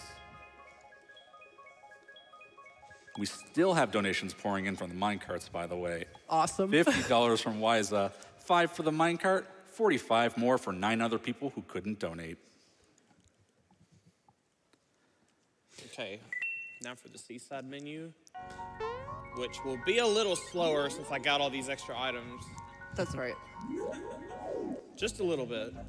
Yeah, the seaside menu is where he buys all the bombs, as this is the only point in the game where this shop is accessible. This is the hardest and most complicated run of the game, which is a sentence that I'm sure all the FF9 runners are going to laugh at. But you'll see exactly like what's so cool about it when he does it in a minute. But first, he's going to pick up the EXP boost that we've been talking about for the last hour and a half.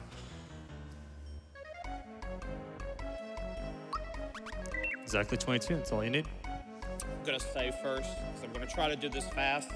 Good idea. Remember, this is a game of skill now.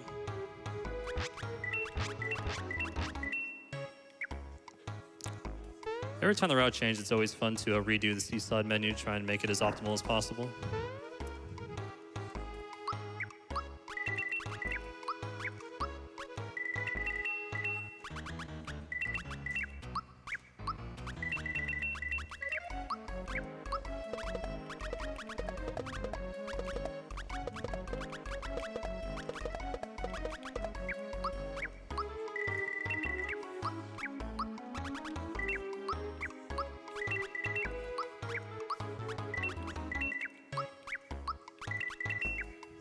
Very nicely done, actually.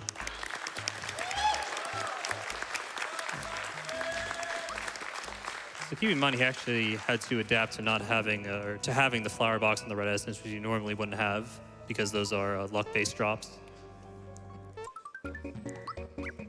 And And here he's switching Malo and Peach in the menu in order to set up the star ability swap glitch. Oh, uh-oh. I have to reset there, sadly. Yeah, if he isn't able to kill all the star slaps, it will greatly mess up the experience route. Yeah. So definitely has to reset there. This D-pad's a little wanky in places. But you get to see the seaside menu again. Yeah. Woo! That's our pandemonium menu.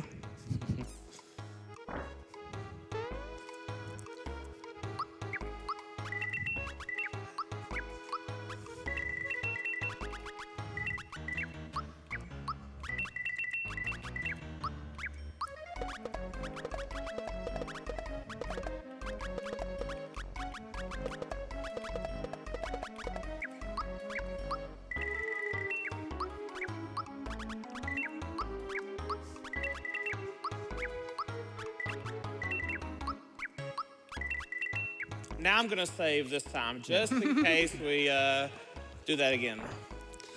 So what Justin's about to do here, like Claude was explaining, is the second major glitch of the speedrun. He's doing what's called the skill swap. When you're running around with that star, normally you can't open the menu, but they didn't lock out the menu while you're opening the box, which still has a star active. So everyone is kind of locked in place to receive their EXP at the end of the star. But you can still switch them around, which confuses the game. So you see, Mal is currently level 6 and Peach level 9.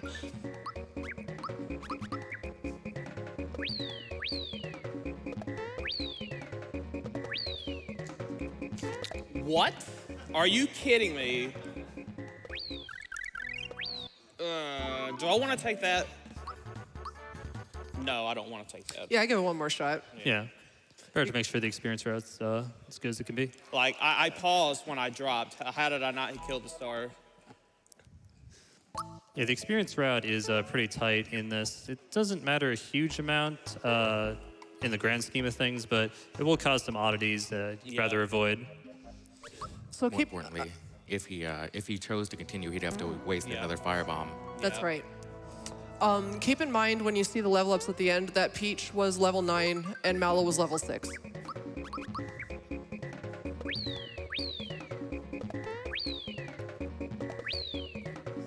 There we go. All right, good enough. Samaru's going to gain a whole bunch of levels here, as will the other characters. Yeah, I saved before every star there. Interestingly enough, this character that looks like Peach is actually Malo, and this character that looks like Malo is actually Peach. So that character actually just learned Shocker, which is Peach, and that will come in handy for a boss fight in about 15 minutes or so. That's right. The game just got confused and thought that Mallow was the one that hit level 10 when that was actually Peach. So what it just said was Mallow's level 10 skill is Shocker, and Mallow gets a bunch of stat boosts at that level as well. All of that, including the special attack, was attributed to Peach. So Justin just swapped a skill onto Peach that she cannot normally learn. And that's very important because Peach, being such a high level and having such good magic power, is able to do massive damage with offense magic, but normally she doesn't learn an offense spell until level 18 or so. So giving her Mallow spells early on is going to vastly change how we play the game. Yeah, it is possible to actually have Shocker for the boss fight coming up on Malo, but you have to give him the experience booster, which means less experience for Mario, and Mario is a more important character overall.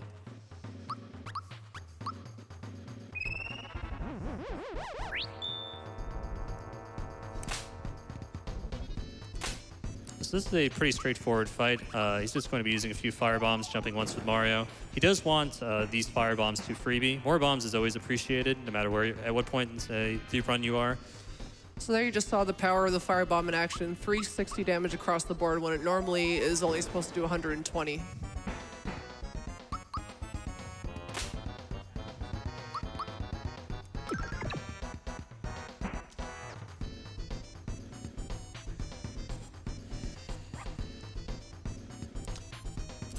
Would like 1 or 2 more fire freebies.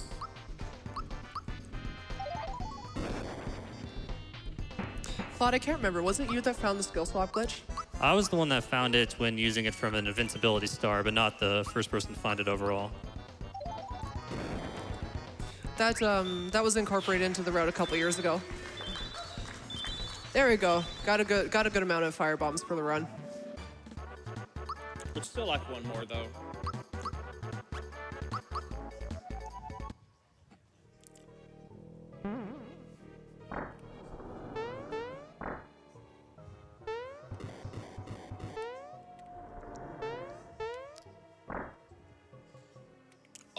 Okay, he didn't juke me. Grabbing a Caro Cola here. He no longer has to sell the colas for money because money, while a little bit important, not nearly as important as it used to be when you have to buy a bunch of bombs. So he's grabbing that cola because he actually has to use it in a boss fight coming up. So if you were paying close attention, during the Sea Star, you may have noticed that Mario learned a very important skill. He learned Super Jump at level 6. You're going to see that in action very soon. Super Jump, if you remember from your childhood, was that move that you would always get at 13 and then drop. Justin's going to be doing 100 in order to get the Super Suit item, and also because it's massive DPS, which is very important for a lot of the speedrun. For anyone out there who's about to say $1 for every Super Jump, be ready to donate almost $1,000 over the course of the run. The Super Jump ending window is always the same. It always has the same rhythm, but the start of the frame window gets later and later until it tapers off at the 13th. And then it remains at a constant 3-frame window for the rest of the jumps. So you have about 1/20th of a second to land a super jump after number 13. And Justin and myself and everyone on this couch, and on the B couch too, we can all do that. It's really just practice and learning the frame data. It looks a lot more intimidating than it actually is. I say that now, but I'm not the one that has to do it in front of thousands of people. Yeah. At least not this time.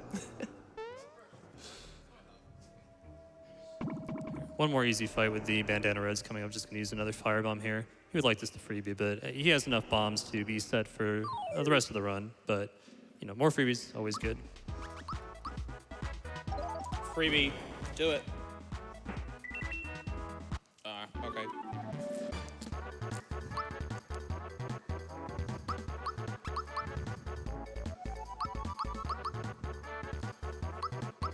So the Johnny fights actually changed a little bit. The Bandana Blues are going to get an attack no matter what, just due to the way the experience routing worked out and the way the characters have to have their accessories as far as influencing turn order goes. So he's going to have to block those. He'll probably boost Mario's defense just in case he takes a bad pierce or something like that. And then after that, he's going to do 100 super jumps. So we're going to have to ask that everyone be quiet until he's done jumping.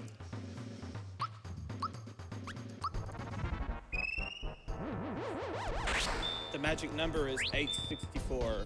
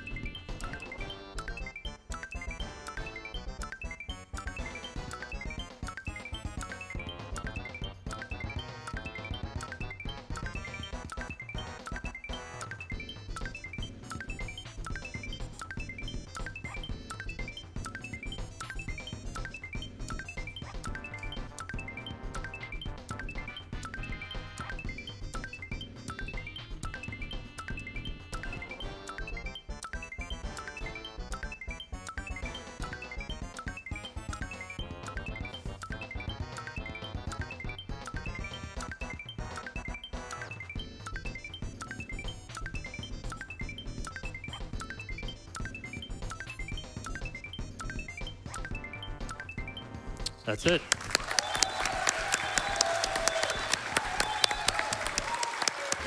First try super jumps, that is just incredible.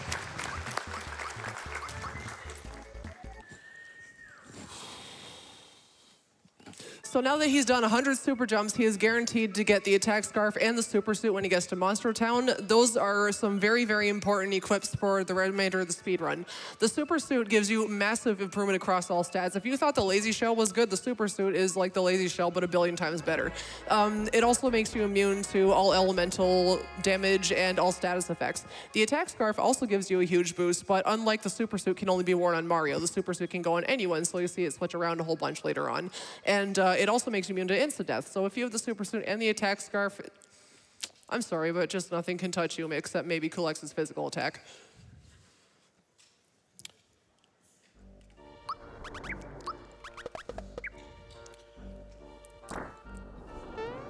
So coming up is another fight that heavily relies on audio cues. If you could be quiet during that as well. Yeah, I'll be using the Shocker ability that we put on Peach. Shocker is a 6-frame window in order to get the maximum amount of damage. It's also very nice for this fight because Yuridovic has very high defense and magic defense, but he is weak to lightning. So we'll be using Shocker in a combination with some bombs because bombs ignore defense in order to defeat him as quickly as possible.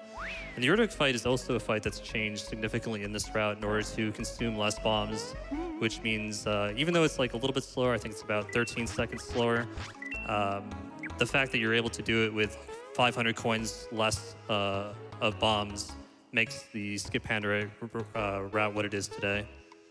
The Shocker move is one of the hardest ones to time because there is no visual cue for it. It uses a somewhat non-distinct audio cue, and it's kind of one of the timed hits that newer runners struggle with, but just like anything else, it just takes practice to get used to. It's got a bigger frame window than every time block.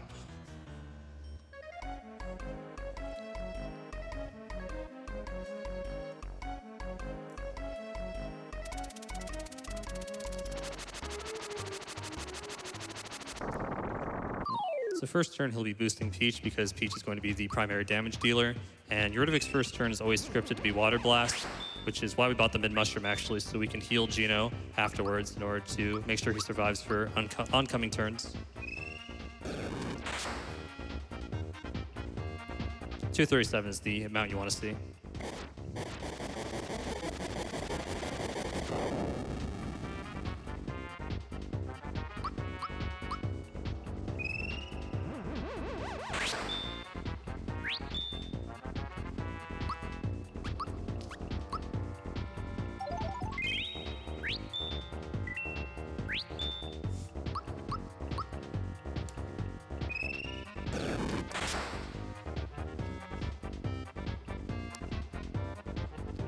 So far, so good. That animation's a little bit unfortunate. It's one of the longer ones he can do. But no matter what Yuridovic does here, he cannot kill Peach or Gino. Mario dying is unimportant.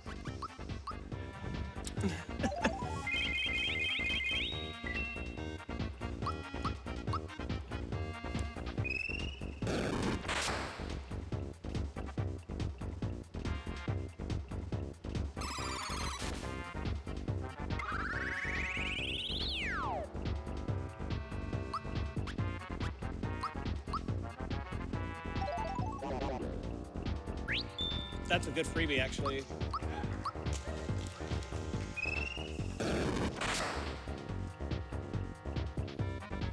Guaranteed to go into the Mirage phase here. Didn't used to be the case in older iterations of the routes, but this is a necessary sacrifice.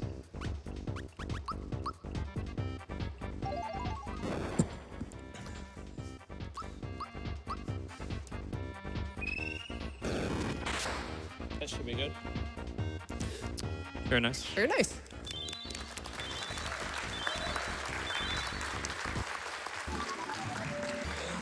Also, as a side note for anyone who may be curious how Justin knew which one was the right one, your cursor automatically targets the real Yuridovich. If that wasn't the case, that fight would be a lot harder, but you don't have to really do anything. Just attack him.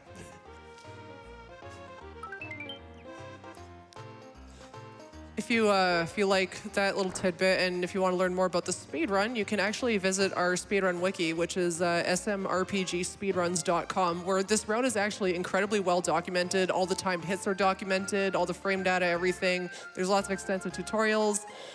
It's kind of an intimidating game to pick up, but there's a lot of support for learning it if you have any interest in running this game. It's a really, really fun speedrun. The route's completely up to date as of 2 weeks ago, so it's a great time to pick up the game if you're interested. And actually, just here at AGDQ, Justin and Albrecht have helped me update the wiki to match Claude's pace spin. Going to be buying a few more items here after selling the few items in order to afford everything he needs.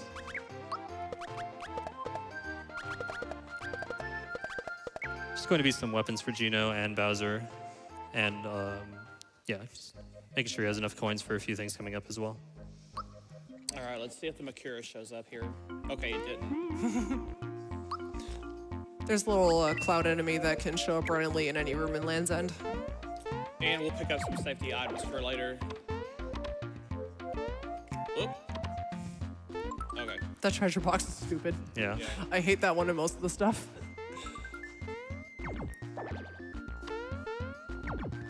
There we go. It's actually faster to fire straight into the dog pit there, but it's random when the dogs come out, what their patterns will be. So definitely a lot safer to just make the platform and fire onto it.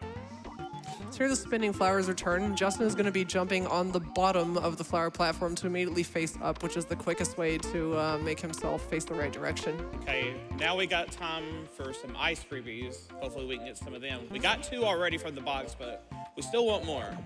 Yeah, there'll be 4 fights against the ants. Each one is a chance for a freebie.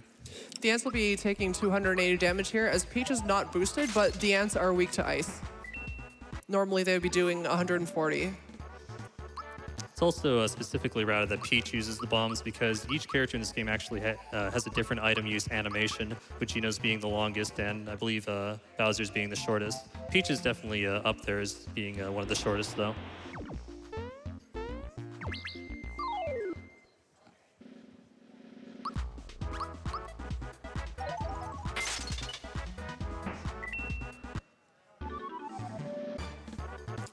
Not getting ice freebies is something I'm used to. Won't surprise me. He is getting some pick-me-up drops though, which will come in handy if he gets bad luck on some of the later bosses. Yep. It'll also save him from having to buy them in Nimbus Land. Yeah, you actually end up selling all your pick-me-ups for the seaside menus to have as many coins as possible, but then you end up wanting them back in the second half of the run. Can I get a spirit bomb from the audience for this next ice bomb freebie?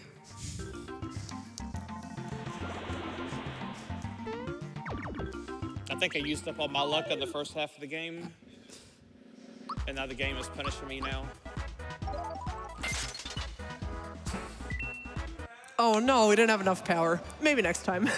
There's still plenty more opportunities, so don't worry. We just need Swinge to finalize that ants manip. Yeah. Yeah. All right, another crucial star here. Yes, I like saving 4 times, thank you.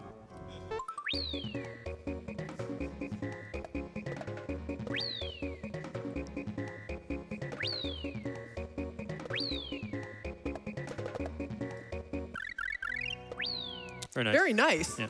Barely. So, Justin, you saw that when those 4 dogs were forming that wall in the second room, he hit 2 of them, ran through, and ran back and hit the last 2. That was actually done on purpose. There's a really strange property of the invincibility star where if you hit 2 enemies too close together that each give you a level up, Mario actually pauses until the level up animation finishes before it can move again, and that wastes your star timer. So the Land's End star was rerouted to avoid that and be able to maximize the number of geckos we can hit. Because the first star in Land's End gives you 11 per hit, and the second one only gets you 6. So if you miss any geckos with the first one, your EXP route is a little bit thrown off and has to be accommodated for later in the run.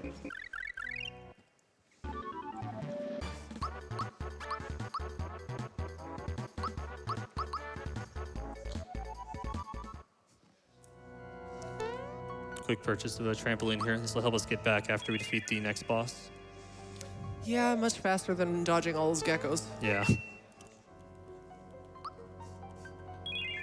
I don't want to see my fortune. I already know, like, all these freebies. Your fortune is Ice Bomb freebie on Zardragon.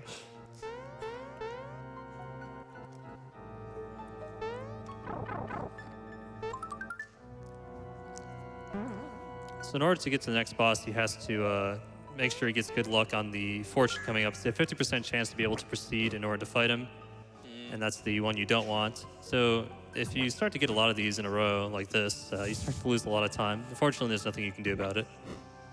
All right, There we go. Yeah. Not bad, not bad. So Balloon coming up is another super jump boss. It's important to kill him mostly with super jumps to out DPS him so he doesn't summon the clones.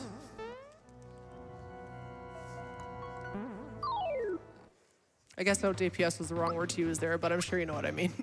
Also going to use a Fright Bomb here as Balloon is vulnerable to fear, so he's going to take 50% more damage. 57.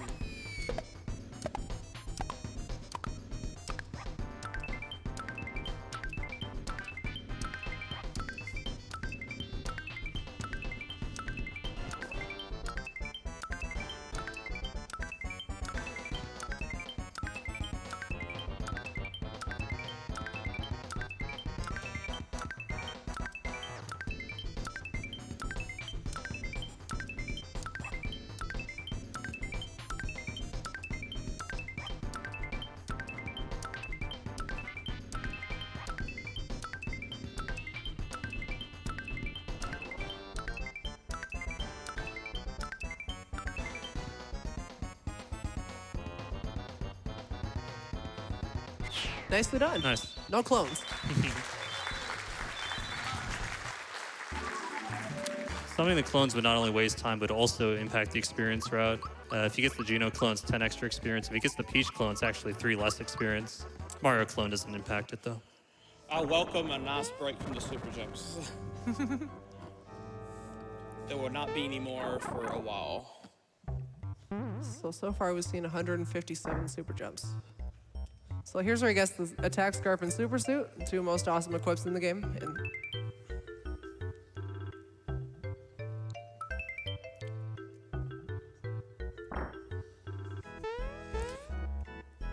But the first user of the super suit is not actually going to be Mario, it's going to be Geno. Yeah, it's kind of weird the way it works out. It just has to do with how the Mega Smilex fight is structured in order to make turns line up more favorably.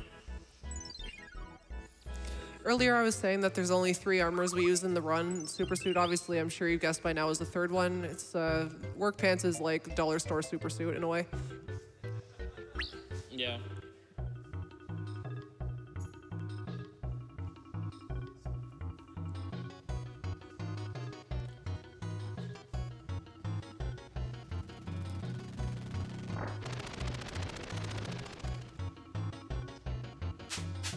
Now's a good time for a couple of donations. We actually have a break now.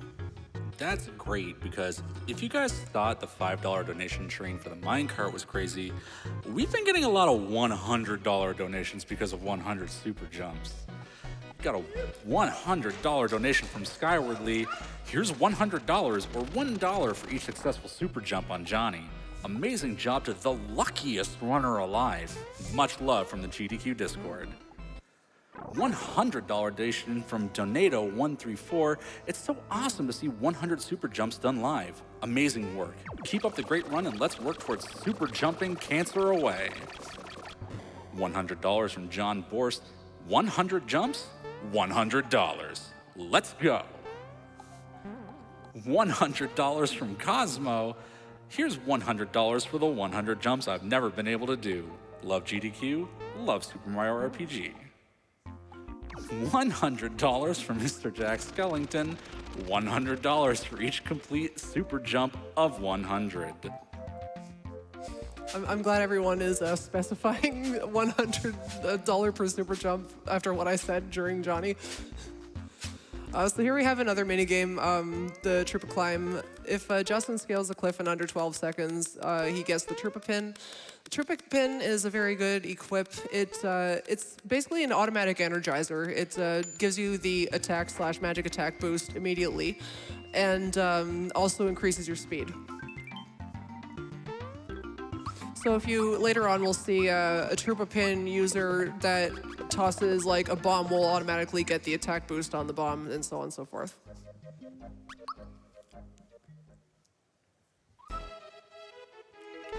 Just a few enemy dodges here and we'll be straight into the next boss.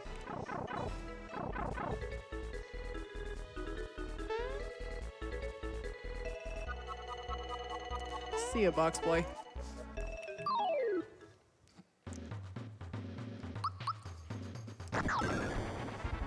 There's a power of Super Suit Troopa Pin.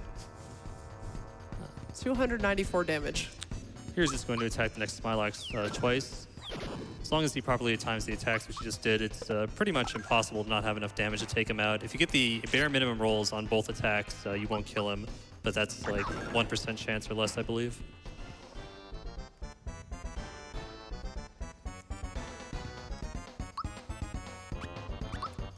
Here, we'll just be using an ice bomb because it's faster than manually attacking all of them. Again, more freebies are always appreciated. I just need one, please, just one.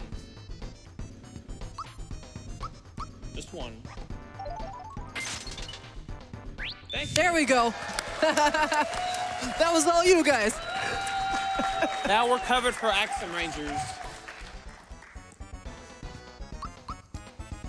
Mario is always turned into a mushroom there. The Pedal Blast is a scripted attack. He's the only one who is not immune to status ailments in this point of the run. Geno is immune because he has the super suit, and Bowser is immune because he has the safety ring, which also prevents all status ailments. The safety ring is a very good equip. It prevents status ailments and elemental damage like the super suit, but it also makes you immune to instant death, which the attack scarf does as well. Also gives you a slight speed increase. Now, I'm not the best donkey runner, so don't expect the vines to be too well. I'm not on the level of Void, but I'll try. Shadows to Void.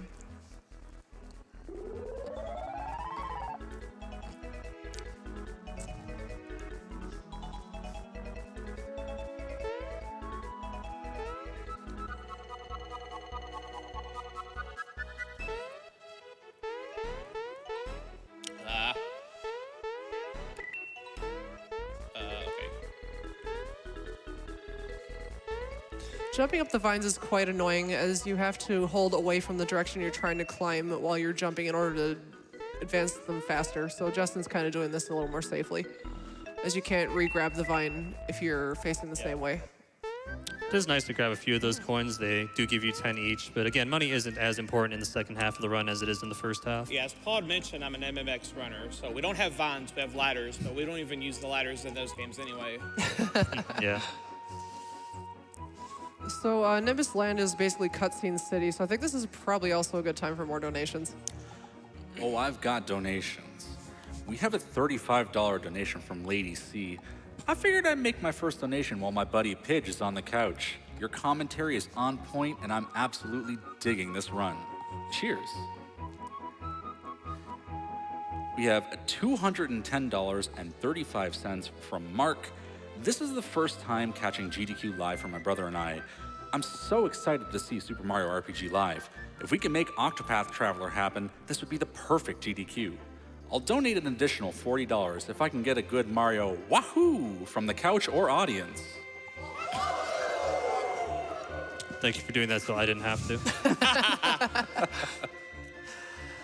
Let's see. So Nimbus Land's pretty interesting. There's been some changes here as well, and I think Claude can explain that in a little bit more detail. Sure. In previous routes, you would buy the War Fan, which would be useful on Smithy and potentially Axe and Rangers, depending on what strat you're doing, but that's kind of been obsoleted. And we're also going to be equipping the amulet onto Gino in order to give him a bit more damage. That will help out for Birdo and potentially Valentina. In previous routes, the amulet used to be sold, but we're cutting out that menu now because we don't really need the money to afford the War Fan anymore. That'll make Countdown very happy. Now's a good time for more donations because we got about another 2 minutes here before some more action. Absolutely. We have $30 from Vladimir Steele. First time watching GDQ live. Loved Super Mario RPG as a kid, but never watched anyone run it before. Just had to donate for the fantastic execution by Just Incredible. Just incredible. I think I know who that is, too. We have $50 from Kaimont. Didn't get my $5 in for the minecart, so here's that times 10. Also, Mario dying is not important completely cracked me up. It's true. Still got some lingering $100 donations for the super jumps. $100 from Anonymous, $100 for 100 jumps. I don't make the rules. Great run, Justin. Keep up the great luck. $250 from Legend Harbinger. Long-time watcher, first time donating this GDQ. This Super Mario RPG run is super lucky and super fun to watch. Donation goes to Octopath Traveler because I don't have time to grind and I want to see that game destroyed. $500 from Einlander.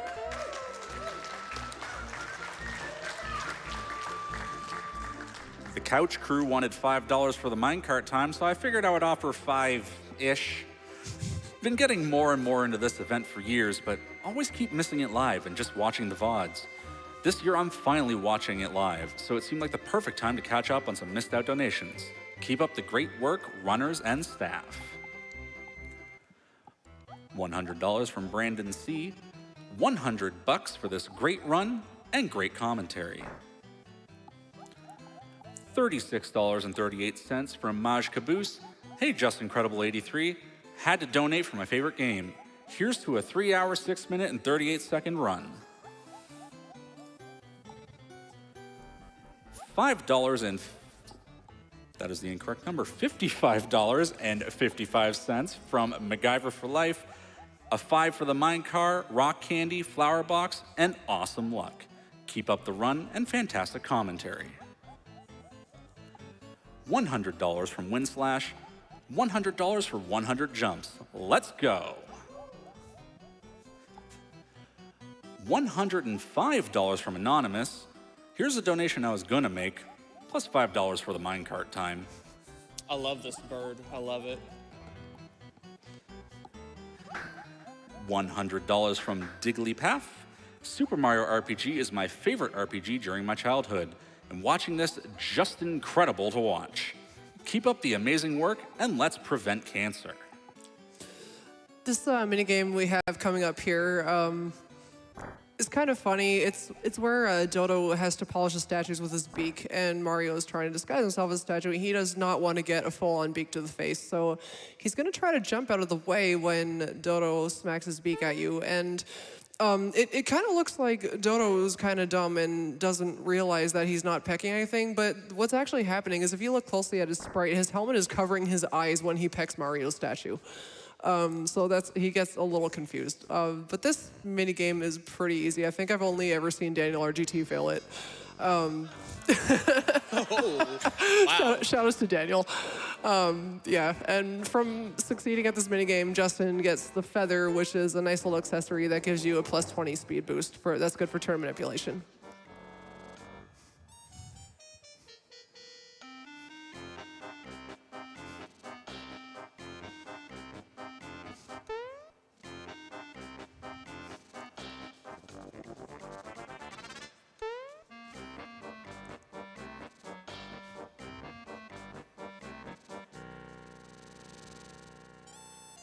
Oh, sneaky strats. Dodo's so serious about pecking statues, he breaks the fourth wall for it. Yeah, I wish you could tell us how to go out of bounds. It'd save a lot of time. He learned that from the Nier Automata speedrun. Yeah. All right, now this area is a little bit movement intense. There's encounters everywhere, so we'll see how I do. So after all that, he gets caught by these birds, but they don't care enough about their jobs to tell Valentina about it. I'm gonna try the fast first troop to skip that I kind of figured out. There's a visual cue on the floor. We'll see if I can get it.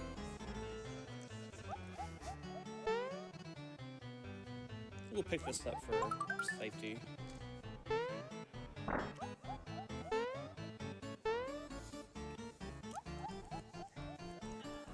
Yeah, enemy movement for the most part is mostly the same, but there is a little bit of variance that can cause you to get an encounter when you're not expecting it. This shaman in particular can sometimes get you. Very Bingo. nice. Very That's it. nice. Very fast, heavy troop escape. Justin recorded a video of that for the wiki the other day, if you want to see how the movement for that works.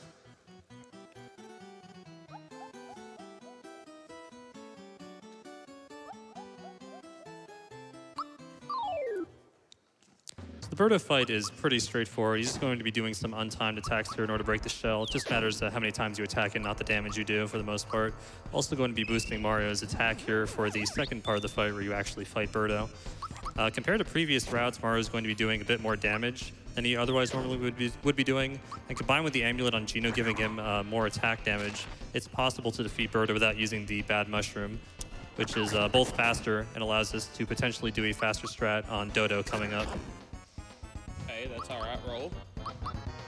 Would like some 272s, though.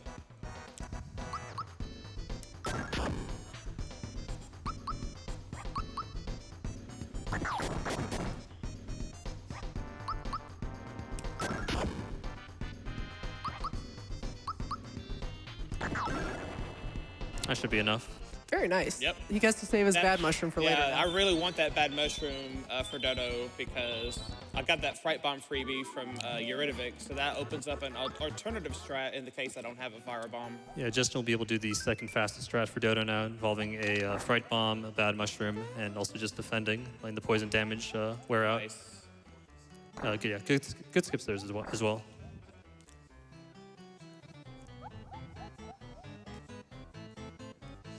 After this cutscene here, he's gonna get another EXP star in Nimbus Land. That's kind of a really nice star to get, as it gives you 5 EXP per bird. You only have to get 7 hits, but there are 9 you can get in total. So if you messed up earlier in Land's End, you can actually make up your missing EXP here by hitting extra birds. But Justin didn't do that, so he won't have to do that. Yep. Yeah, still on experience route.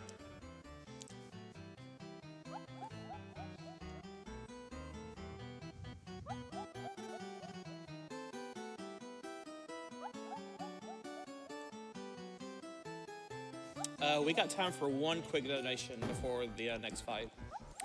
Absolutely. We have a $500 donation from Phantom SVT. $100 for 100 super jumps and $5 for the minecart. Wait, did I do that correctly? Anyway, I'm loving this AGDQ so far. Best of luck to Just Incredible and all the rest of the runners here. Also, just say no to cancer.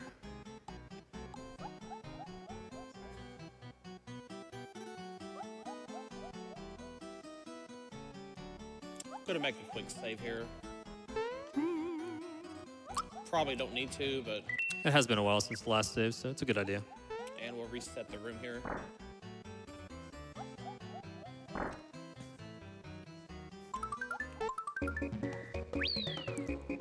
Fun fact about this star, you actually do have time to go into the previous room and hit more birds. It looks like a really short star, but that's only because the timer forcibly hits 0 once you enter the room with Dodo in it. It's actually quite a long star otherwise.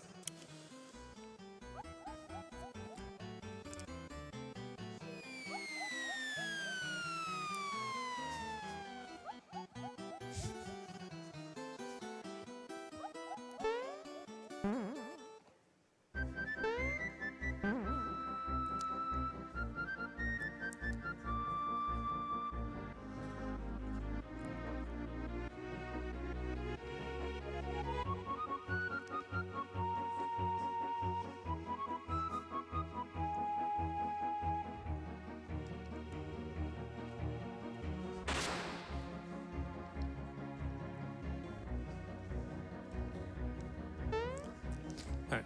It's coming up on the Valentina fight, which is a 3-part fight. It's actually pretty interesting the way it works out because for the first phase, your middle character is taken, so he has to defeat Dodo by himself.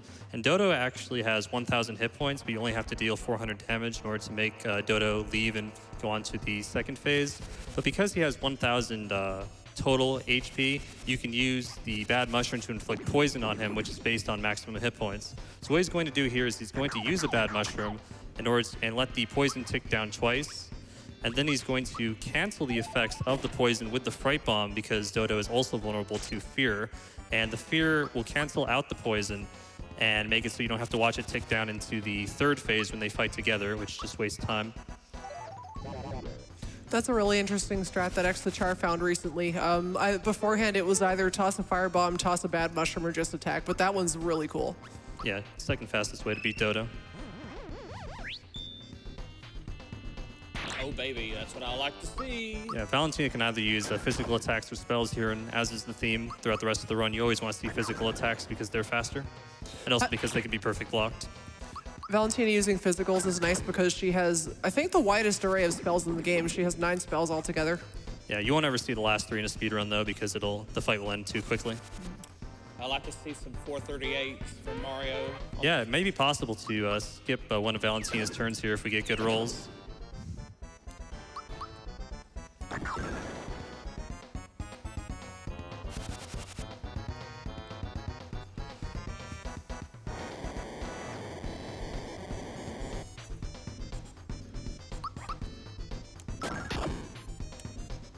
I don't think we're going to get it, but we'll see.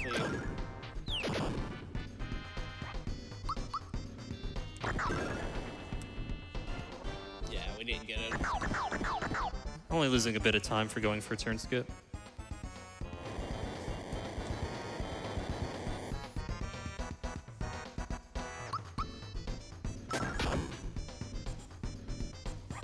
And Valentina is defeated.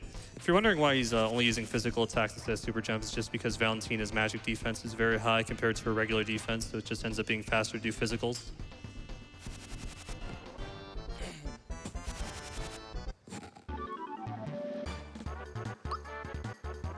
Bowser taking HP here so he can survive a Dark Star from Countdown later, should he get one. Yeah, it's kind of a not common conditional, but it does help, and it will definitely make the Countdown fight much faster if Bowser ends up surviving. I think this is another good opportunity for donations. We have a fairly long cutscene coming up here. Yeah. Sure thing. We have a $100 donation from Noogle. 100 more jumps towards conquering cancer. Here's the research and Octo hype. $75 donation from All God.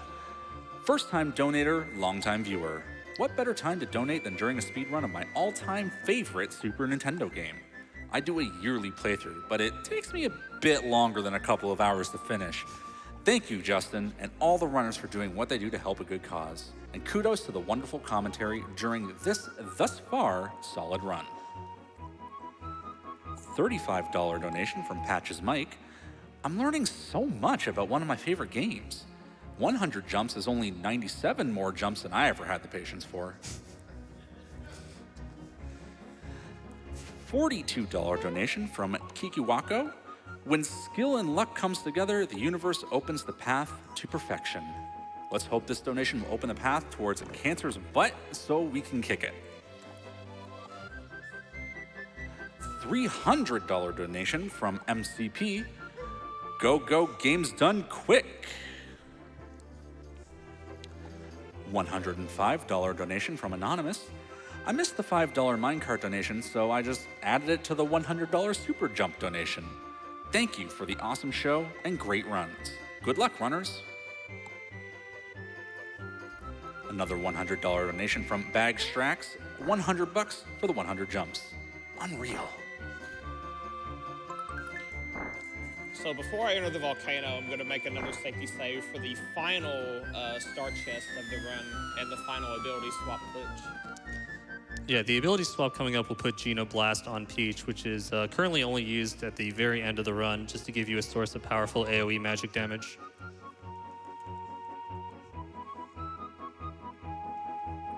Save here at the end. Barrel Volcano coming up is a really fun platforming section. It's one of the more exciting parts of the run. So the very first star enemy I kill on this star should give Peach level 14.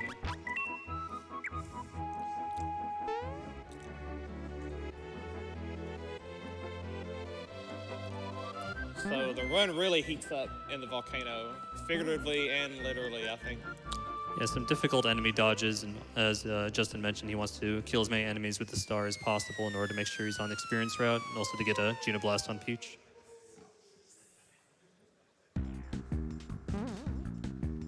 I love the music here.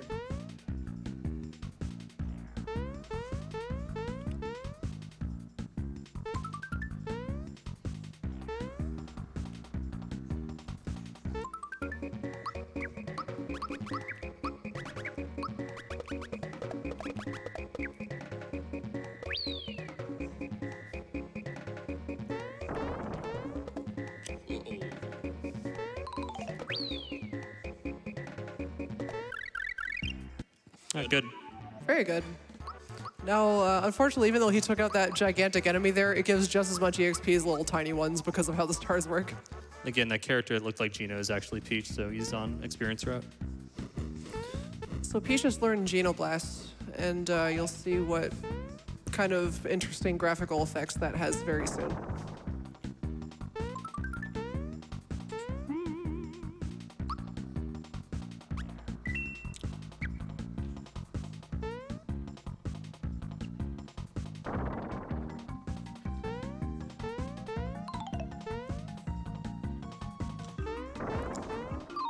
I don't know that. I think I got crowned, yeah. Yeah. It's random the way in which the spines drop when you're trying to fight the Corkpedite, so we just got bad luck there. Check this out.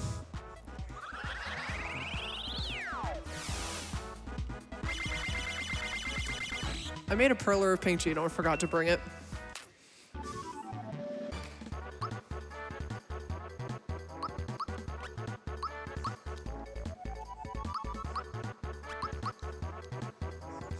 So now Justin takes special at level 15 instead really? of attack to make up for taking attack at level 3, so that his super jumps will do the same amount of damage at the end of the game. Yeah, Mario's stats are now equalized compared to what it was in the previous iterations of the route.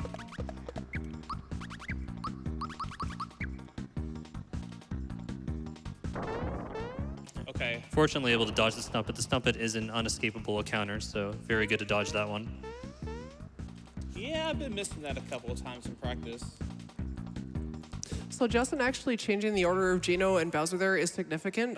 The order in your party actually determines what breaks the speed tie between two characters, and that's is that still important for some of the fights later? Yes, it's important for countdown in order to revive Bowser in case he's fallen.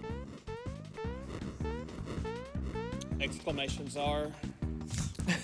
Star Dragon's a bit of an obnoxious fight. Definitely better in this route compared to previous iterations of the route, especially if you're using multiple ice bombs. If you're not using multiple ice bombs, you have to do a lot of super jumps. The super jumps on this guy are no joke.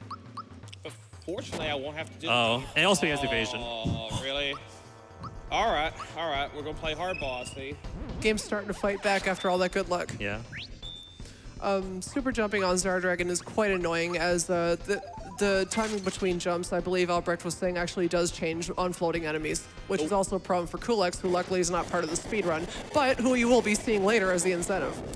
One of the rare times you do want to see a spell is right here. Yeah, Water Blast looks very slow, but the alternative is for him to do a physical attack, which always summons 4 orbs, which will attack your characters and waste even more time. Or he can possibly use a fear effect and also summon the orbs, wasting even more time. Flame Wall is also good. Yeah, I could have thrown the ice bomb there, but okay, whatever.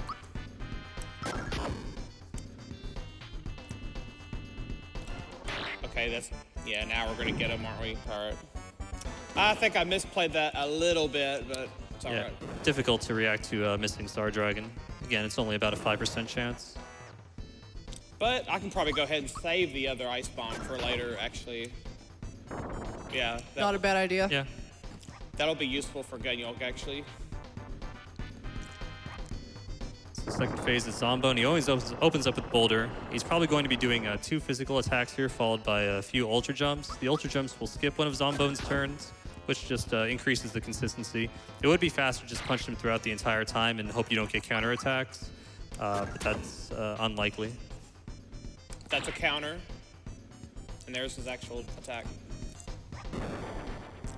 And I think I'm doing 11 here.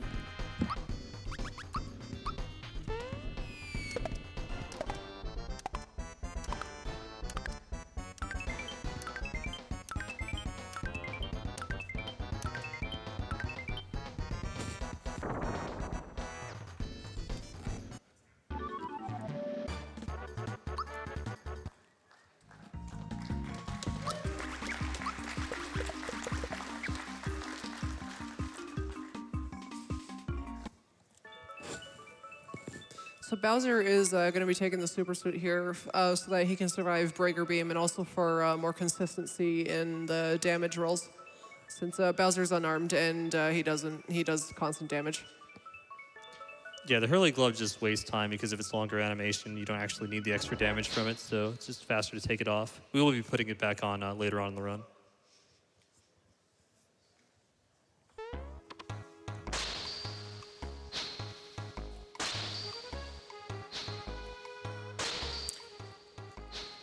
Yeah, I'm thinking ahead about the Gunyolk fight and saving that second ice I could have thrown on Zard. That'll make for potentially a fast track for Gunyolk if we can just get a couple more freebies later. Yeah, for the next fight coming up, we're hoping for another Rock Candy freebie. The first 2 we saw in Knife Guy, Great Guy were, of course, manipulated. This Rock Candy will just be pure luck. If he can get it, he'll be able to save both a Firebomb and an Ice Bomb, which we'll be using later on in the run, as well as just making the fight faster because he'll be immediately using the Rock Candy he just freebied in order to deal another 300 damage to the Axum Rangers. Yeah, and if I don't get it, then I've got the Ice Bomb as a backup.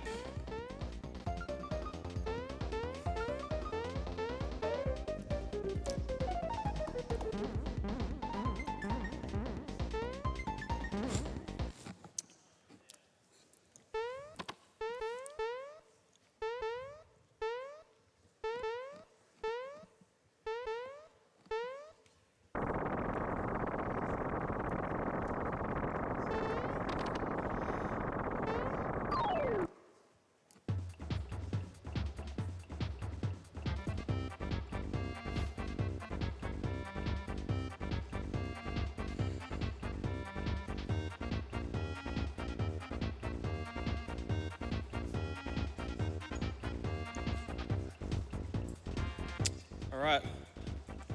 One more good freebie.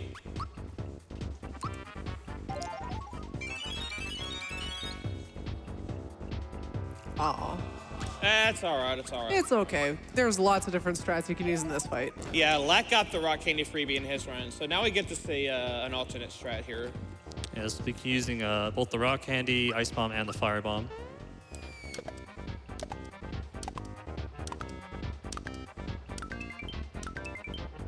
Okay. He lost at every Axum Ranger once, and green was just being a little difficult there. Yeah, it is, of course, random which enemy you land on with the ultra jumps, compared to, of course, super jumps, which only target one enemy. And if you go past, I believe, the 17th ultra jump, the frame window becomes 2 frames, which is 1 frame less than the super jump's 3 frame window.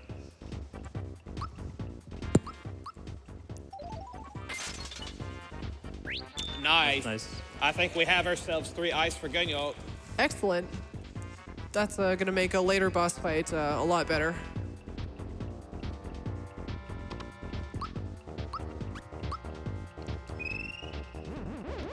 So here comes a phase 2 of Axum Rangers, where you'll see the Breaker Beam attack, which is pretty terrifying in a casual playthrough, but if you have the super suit, it's not really a big deal. Yeah, Gino is no longer necessary for this fight. Bowser and Mario will be able to take care of it by themselves.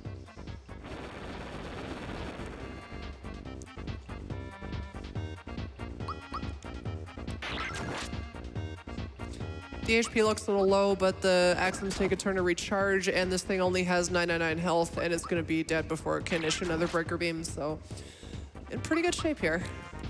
Yeah, you are guaranteed to kill the Axum ship as long as you time all your attacks correctly. Unless you miss, of course, but that's 1 in 256. Because the ship has no actual evasion, unlike Croco 2 or Zardragon.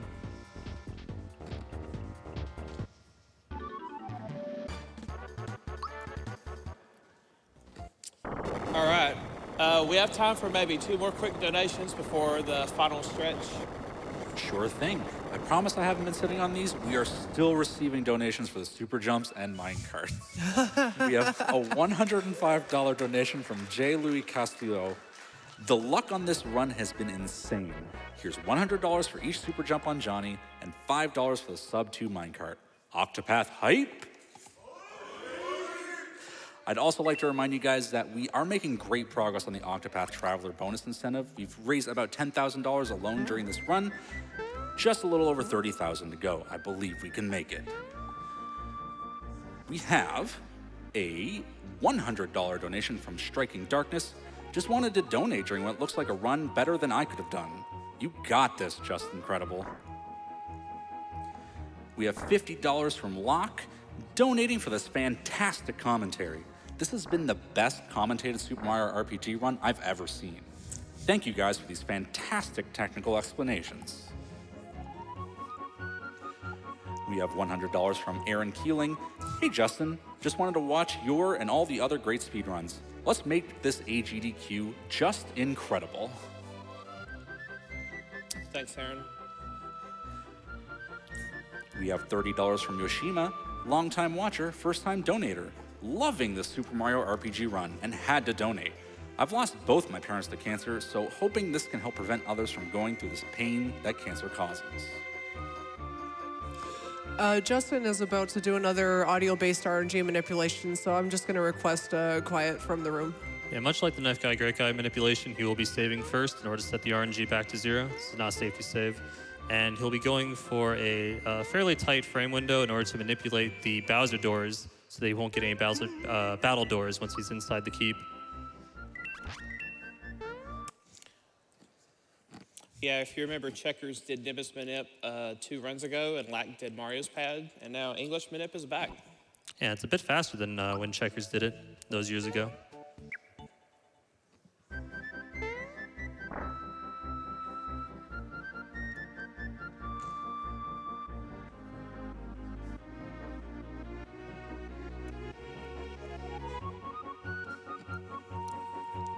So look for on the bus driver, look for the blue cap, and then look at his bill. We're going to look at the tail end of the cloud, as you see there, the little point. You see the little trailing edge there. When it passes, when it fully becomes visible behind the cap, from behind the cap, you want to press and there's a 5-frame window. And the Bowser doors are there's no RNG tree that you have to deal with here.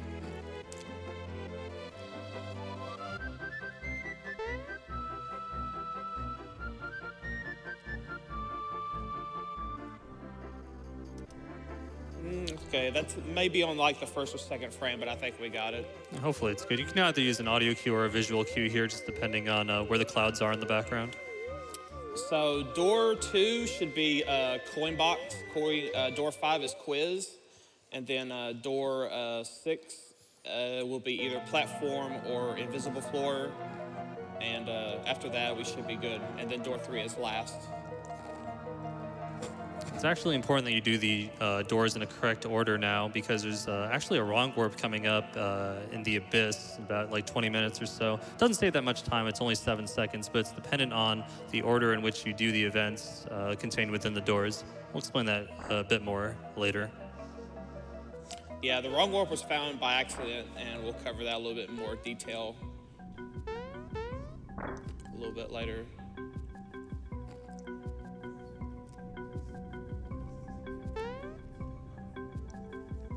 Oh, I forgot to jump.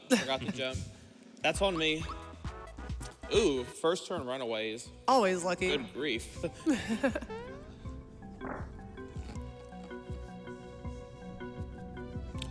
No. Okay, we're good. Yeah, Nice. So far.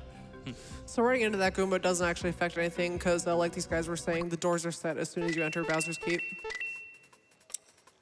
5, 6, 7, 8. Okay, we're good.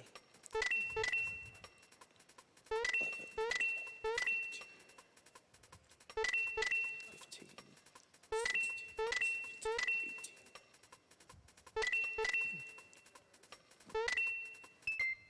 18. No unwinnable pattern, fortunately. Yeah. The unwinnable pattern is pretty rare, but as long as you cancel your coins on a multiple of 5, you're good. Very easy puzzle. Also very easy puzzle if you know the optimal pattern.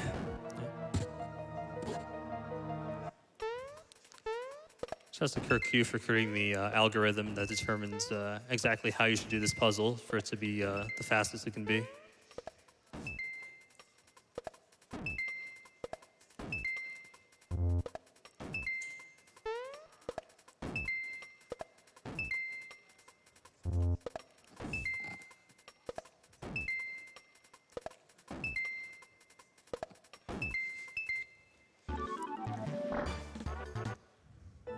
Okay, door 5 is next. That will be the quiz. And because he's doing the two topper doors first, that means he will be able to do the wrong warp in the factory.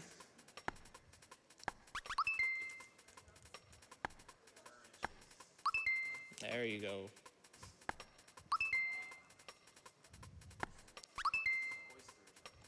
Aquarium.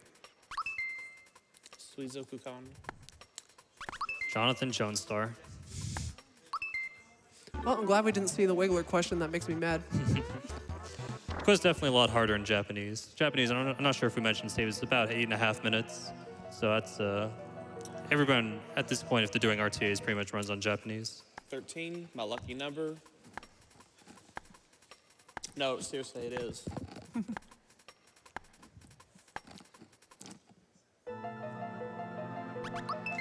All right, 46.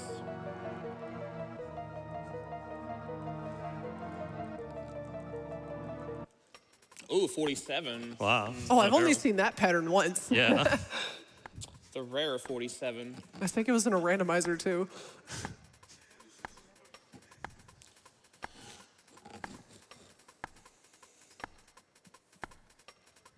If anyone's playing GDQ bingo, I'm not sure if that's a square or not.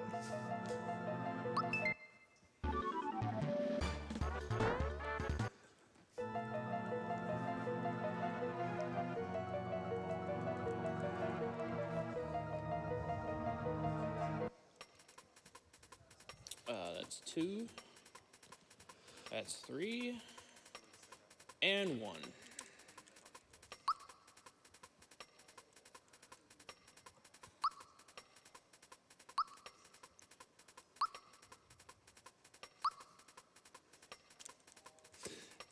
Even though this is random, this is actually one of the easier parts to do in the Japanese part of the run because you don't actually have to know any Japanese characters to determine which is which. All right, door number 6. All right, we're still good. I think I hit the first frame, actually. The most optimal Nimbus Manip.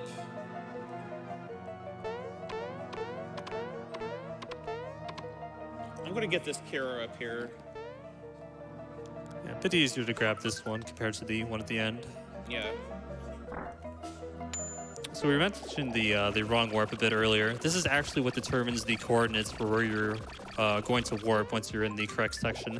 It's determined by how Mario jumps off of the cannonball here. He jumped off it in a very specific way, such that when he gets to a certain section in the abyss, he's just going to run off the platform and then jump back on the trampoline. And when he comes back up, it's just going to warp him to the end of the screen, saving about 7 seconds. So I need to pick up fire bombs here for the potential of a faster strat on the final fight. And Claude can specify how that works. Yeah, I'll probably get that more once we actually get there, but it'll be a 50% chance for these fire bombs to actually save any time whatsoever. It's one of the newer strats.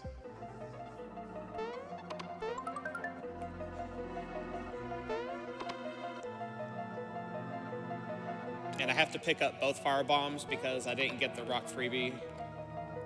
Yeah, it'll save about 5 seconds per firebomb you have in your inventory if you win the 50% chance on the final boss. Yeah, we'll pick up this Kiro as well, just in case. Well, there we go. Not getting that chest because it contains these sonic symbols for Mala, who is no longer used.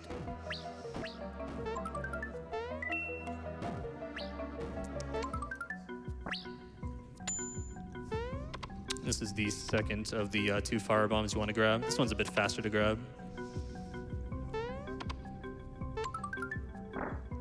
And will we see the prestigious donkey skip?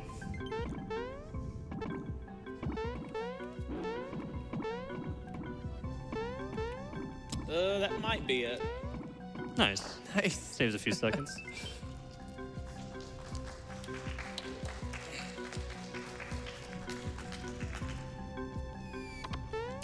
And now that we got that out of the way,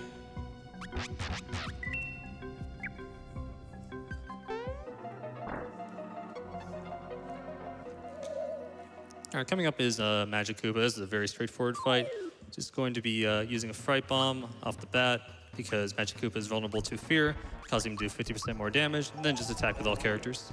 The only thing that can possibly go wrong is Magic Koopa using a longer spell.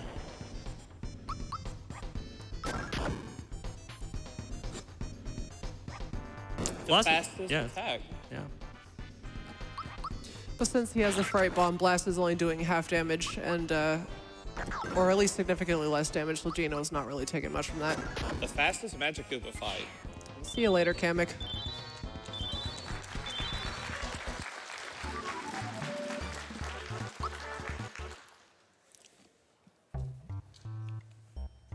So once I get control, I'm going to set up for the next fight. I'm also going to enter my item inventory to automatically sort my items for easier searching for the end game.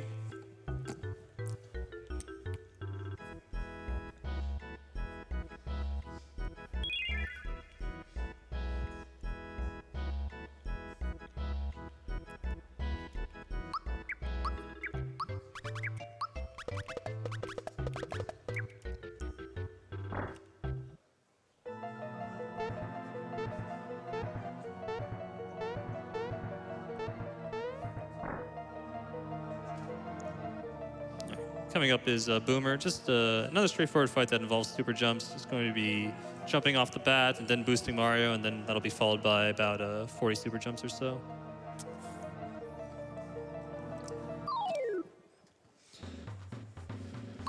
In Boomer's red form, he's weak to magic attack. In his blue form, he's weak to physical attack. So he starts off red.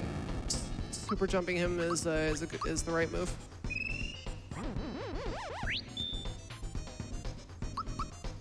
Especially boosted with the super suit.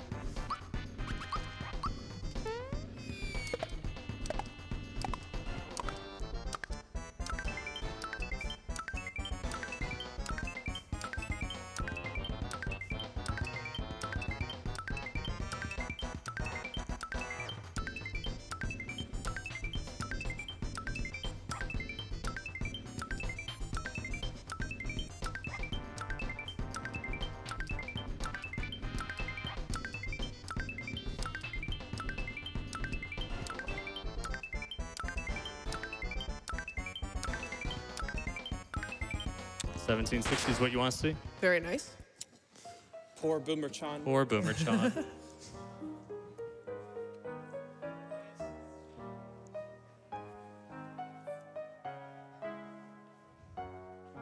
It's kind of weird that Mario's just teetering on the edge of that chandelier, isn't it? And Bowser's hanging on to the counterbro, I think.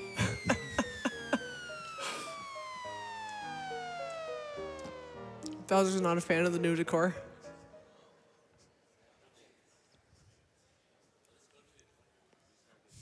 And now it's time to dance. So the next boss fight we have coming up is Exor, and if you remember playing this game as a kid, you may remember this fight was quite difficult. The way that the trick to this boss fight is the hilt of the sword is its main HP reserve. That's what you have to eliminate in order to progress through the game. There are 3 other parts to the sword that can be temporarily disabled and then regenerate after a couple turns. If you disable one of the 2 eyes, then the hilt of the sword will be able to take damage, and you'll see how that works when Justin does this fight in a couple seconds. Yeah, the strategy for this battle has been the same for as long as I can remember, and it'll probably remain the same forever. It's hard to get much faster than this.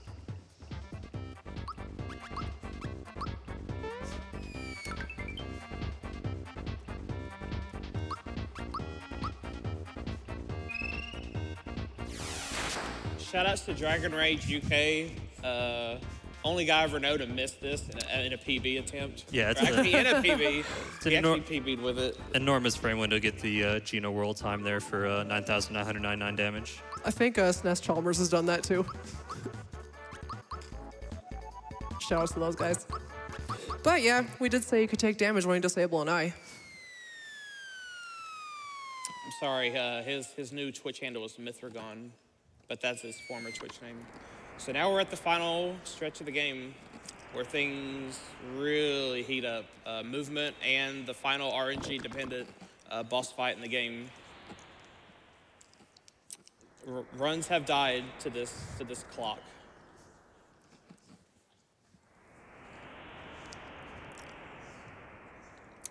So we're hoping for a good countdown fight.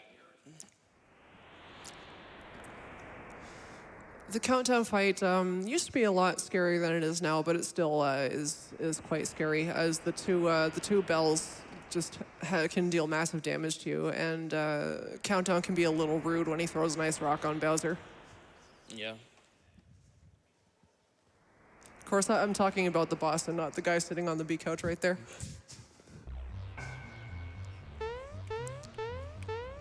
Just a few platforming sections before we actually get to that boss.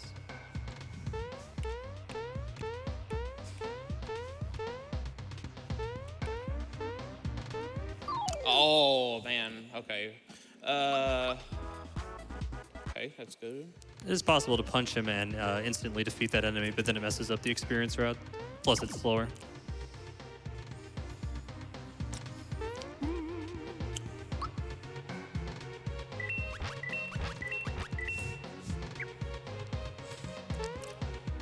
LCC across the board.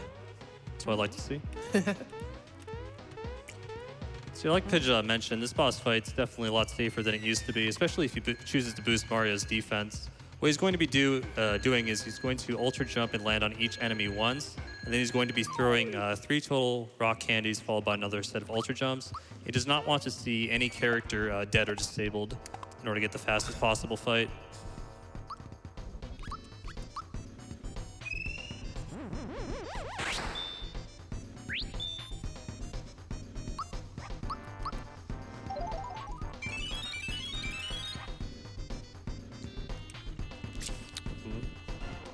This is exactly what happened during my RPG limit break run. This is a very, very, very bad pattern. Okay, well, let's... He'll be fine. That's why I saved. That's why I saved.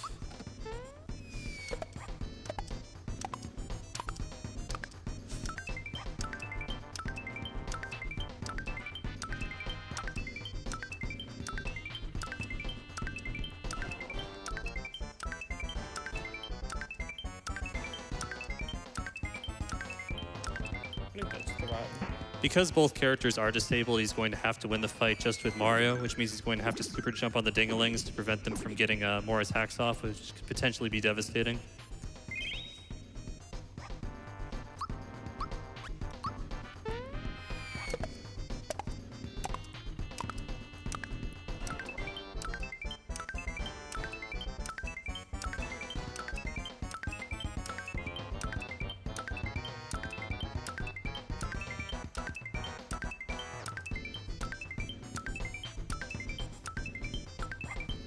Very nice super jumps on the dingling. Safe to say you don't practice those much.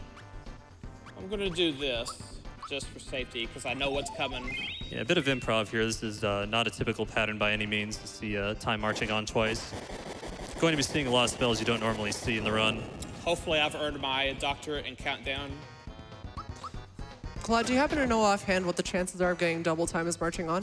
I do not. But It seems incredibly low. yeah, it's definitely under 5%. 2 marathon runs in a row. Well, That's, this pretty is good. what I get for getting the perfect countdown fight in practice. So I get to deal with the best and the worst. It's high noon. Didn't know he said that in English. Yep.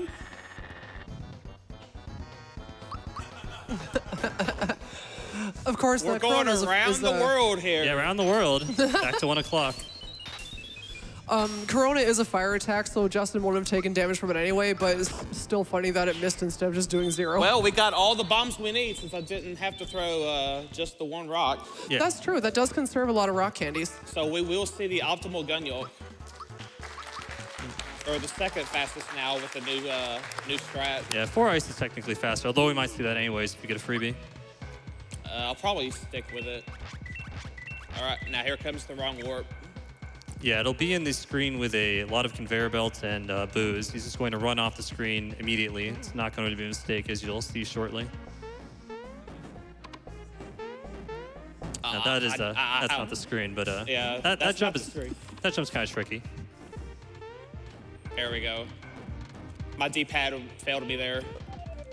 Excuse you. All right, here it is. Just hold up. And we're gonna go to the end of the screen. Yeah, saves about 7 seconds. That's the wrong warp. Yep.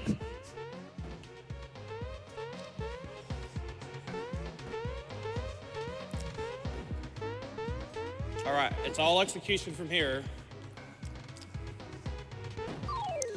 This fight that Justin's about to do here, sorry, actually, after this.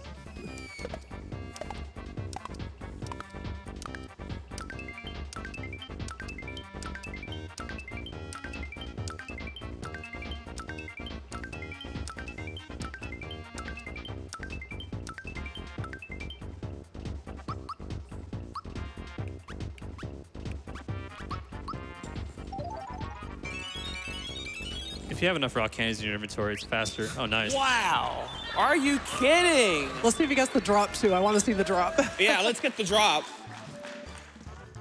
No drop. Oh, no drop. Yeah, it's faster to drop super jumps than use a rock candy. It's more DPS than just doing raw super The jump. freebies just keep on coming.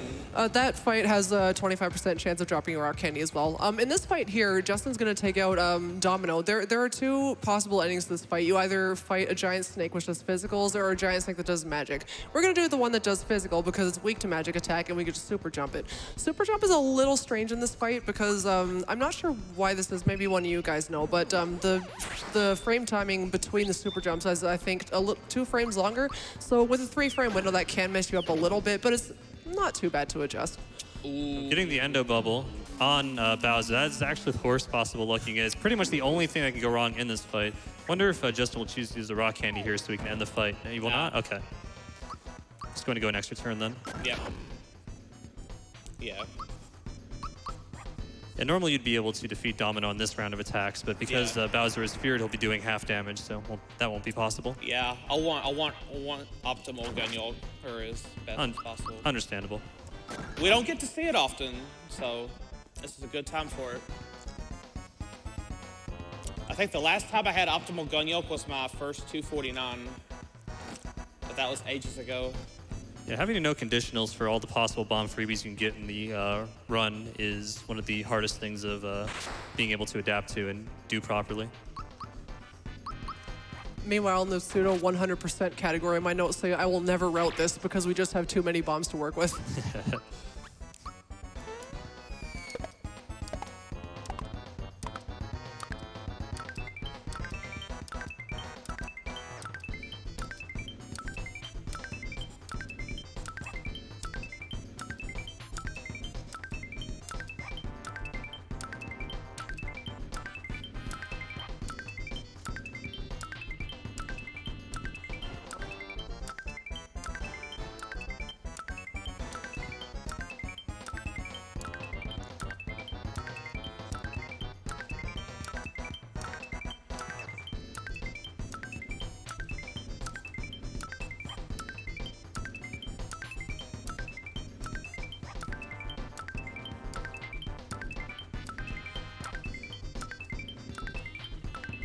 That's the number you want to see.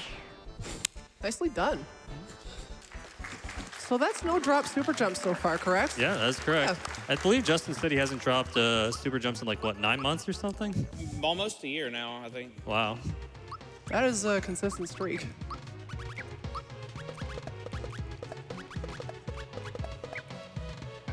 All right, so putting Peach back into our party to use Geno Blast. As we mentioned earlier, the magic damage is needed to take out all the enemies for the force fights in the factory. I'll amend that. I haven't dropped in super jumps on runs that matter. Oh, okay.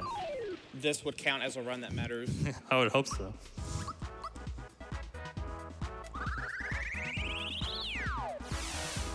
You get to see Pink Geno a little more.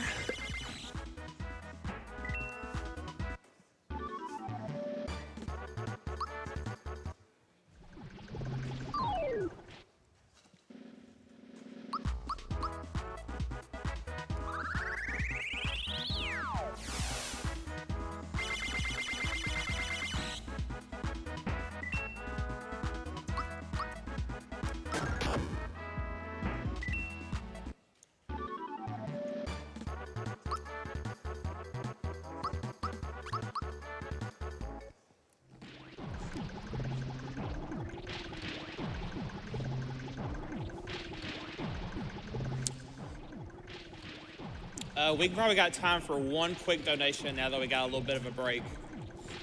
Sure thing. We have a $100 donation from Bean the Giant. Claude is a great gamer and speedrunner. Loved his commentary on the DKC Trilogy Relay Race at AGDQ. He's such a funny and knowledgeable guy. Good luck to Justin Incredible. Hope you get a marathon PB. We also have a very quick $105 donation from Protato. Octo Jump Cart Traveler Hype.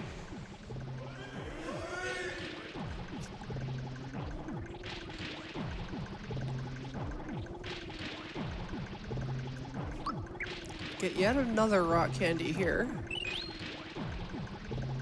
How did Toad make it all the way through the factory on his own? He remembered his bazooka this time. Ah, yeah, I'll explain it.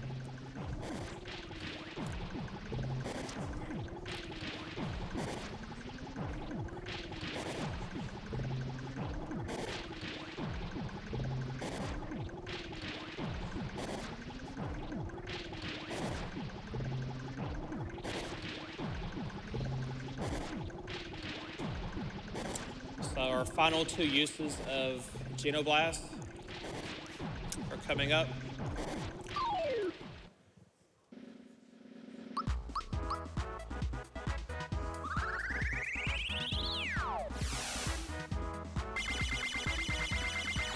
Looking for 152 damage or more here.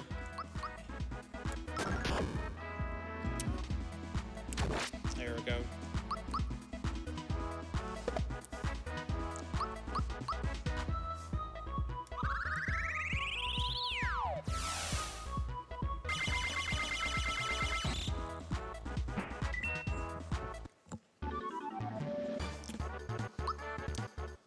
Okay, the final menu of the run. Very easy to forget. Oh, first the haiku, one of my favorites. Yeah. Very easy to forget this menu, actually, especially if you're on a very good run. Yeah. I believe Darkmaster Fleck did that in his sub 3 PB. I've done it a couple times too. On record pace. Not a good feeling. Yeah, so we'll be looking for, I believe, 39 super jumps here on the Director, followed by a rock candy to deal an additional 300 damage as well as take out all of the other enemies.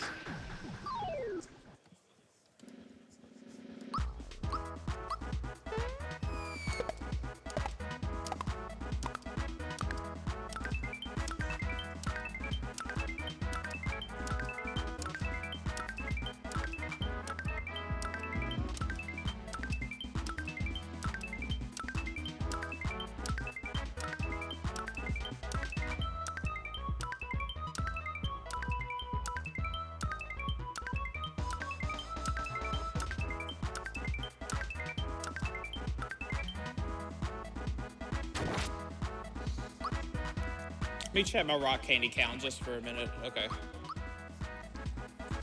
Dropping jumps on Director can be kind of scary because he'll increase his attack power and his defense on his first turn after that.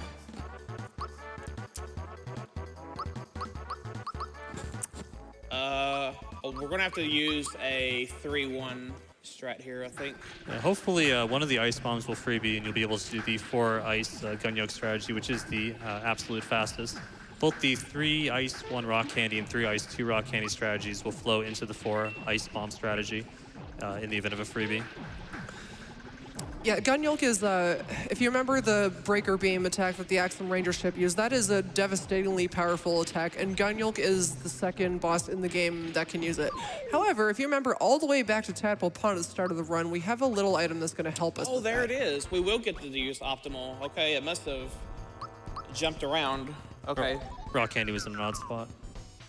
Now we don't have to worry about breaker beam. Yeah, thanks to the sleepy ball. So, sleep, ice, ice, defend, ice, rock, defend, rock.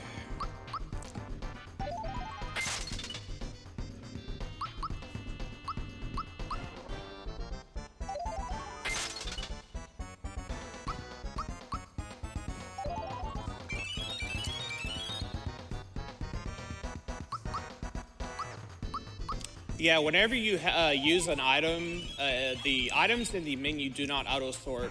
So if you get any freebies, they jump into any empty slots that are in your item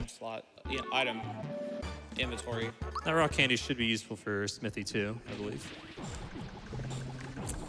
All right. End of the line. Only 1 boss remaining.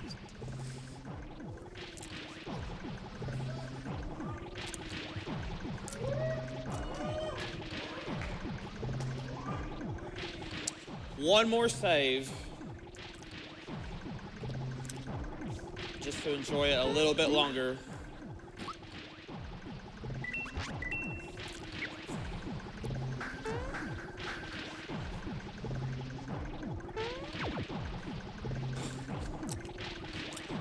So since I have a rock candy, I would need to do either 71 or 72 super jumps on Smithy 1, depending on the roll that I get here.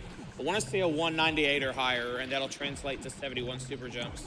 Otherwise, I'll have to do an extra to ensure that Peach can finish off Smithy 1 with a rock candy, and that'll make for the first round of the final phase, I can get a full round of attacks that way before Tank Head appears. Yeah, very important that Peach ends the fight for turn order purposes. If you had a weaker bomb to use, you'd have to do more jumps depending on the roll that Mario gets. Yeah, there are strategies outlined for ending the fight with any bomb you have in your inventory: ice bomb, rock candy, fright bomb, etc. Even no bomb with Peach's super slap. Yeah. But you hope to have at least a bomb to make things a little easier. Yeah, having a rock candy is optimal, which is what we have. All right, here we go. This song owns. Agreed. All right, we got our 71.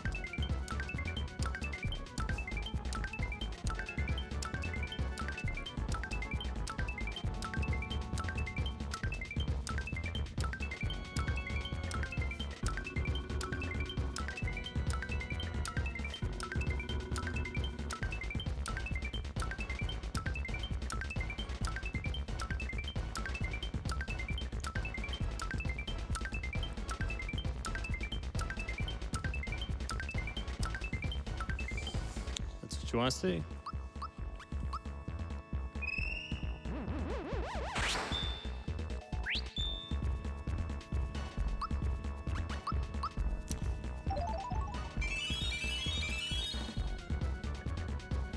Oh my God, they just keep coming.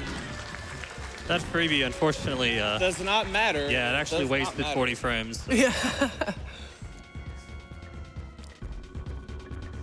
All right, Claude, can you explain Smithy 2 Yes, now? of course. So now we are actually getting to Smithy 2. So in previous iterations of the route, you would want to do 200 super jumps, 100 on the first round, then another 100 on the second. But here we're actually going to be intentionally dropping super jumps on the second set in order to force Smithy 2 to transform into chest head because it's based Hopefully. on the amount of health he has left. It's a 50% chance for him to actually transform the head. And if he is able to, if he transforms and you are able to use any bombs in your inventory, you'll be able to defeat him faster than you would with the equivalent amount of super jumps because chest head is weak to fire. Every firebomb you have in your inventory saves about 5 seconds. So you're going to want to, hopefully he'll win the gamble. And if not, I'll just finish off with super jumps. Yeah, he's not going to sit there and wait for him to transform because then there's a danger he'll be defeated just due to Smithy's unevadable attacks.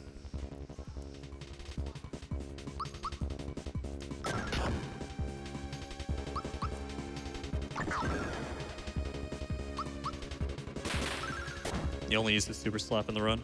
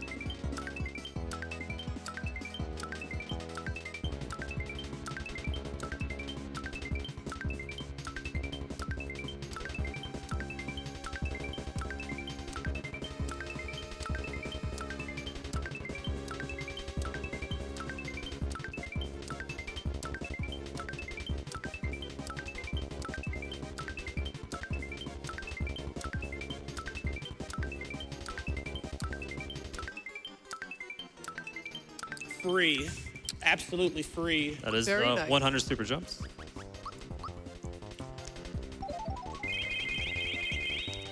Using the Kara here to restore all his party members' hit points and as well the flower points. Oh, wow, and Gina lived too. Yeah. Always lucky. Crucial block there. Yeah, if he had not blocked that, Peach would have died.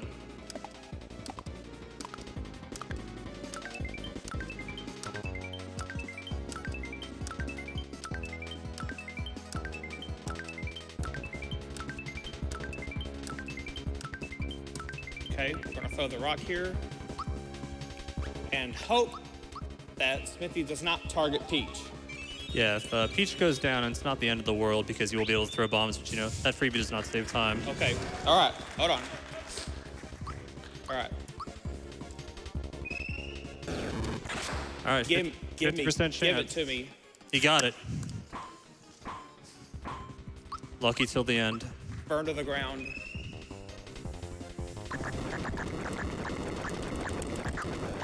Yes, the Mario's Super Flame here will do more damage than Super Jumps would to Tank Head.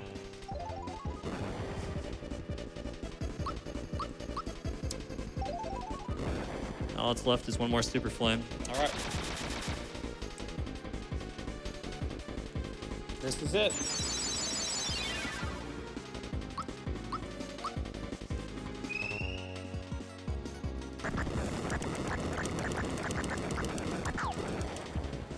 Dunzo.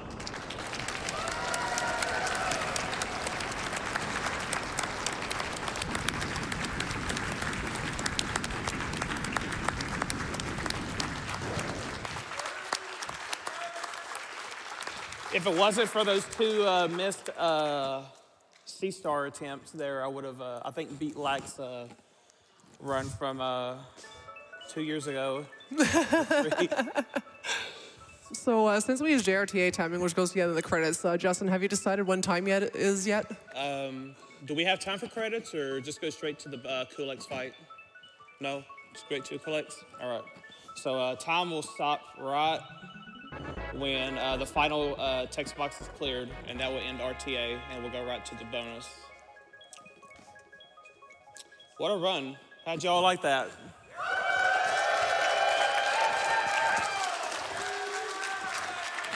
That's probably one of the luckiest runs you'll ever see from me. That was pretty good. So time is coming up here in just a couple seconds. It's time. Nice run. But we're not done. We're not done. We're not done. We're not done. We're gonna go right to the Coolx bonus incentive that was met. $25,000 incentive meant to fight Coolx. Now, this music that you're about to hear now, you're going to hear a lot more on Friday for FF4 Free Enterprise. Yeah, so I actually don't know much about the B Coolix donation incentive. Maybe you can just cover the commentary for this pitch. Yeah, sure. I actually did this incentive for RPG Limit Break 2017. For the most part, you're going to want to put Super Jump and Attack Scarf on Mario, and you're mostly going to Super Jump Coolx. But like we were saying during Zar Dragon, it's really, really annoying to Super Jump floating enemies. However, Justin is really good at Super Jumping Coolx. The backup saves here are pretty good. It allows you to use some of the bombs that you're saving for factory and such, but for the most part, we're just going to be relying on Coolx, Super Jump DPS. When I did this, I went and got the Lazy Shell for safety. It's really not necessary. I'm not even sure why I did it. The Super Suit and Red Essences are more than enough to cover this fight. He has 4,096 health, and Super Jumps will do a lot of damage if you just don't drop them. Mario is so fast, he gets a turn before the crystals are summoned.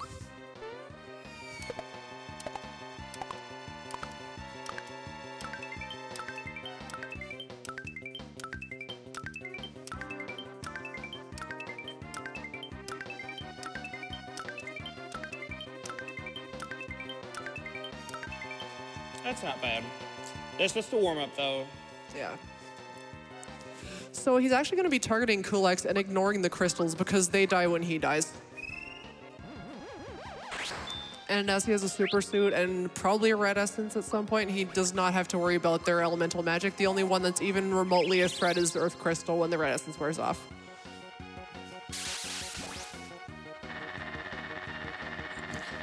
So yeah, when I do these super jumps, it's all audio. I can't go with a rhythm. I just gotta hear the one-up sound.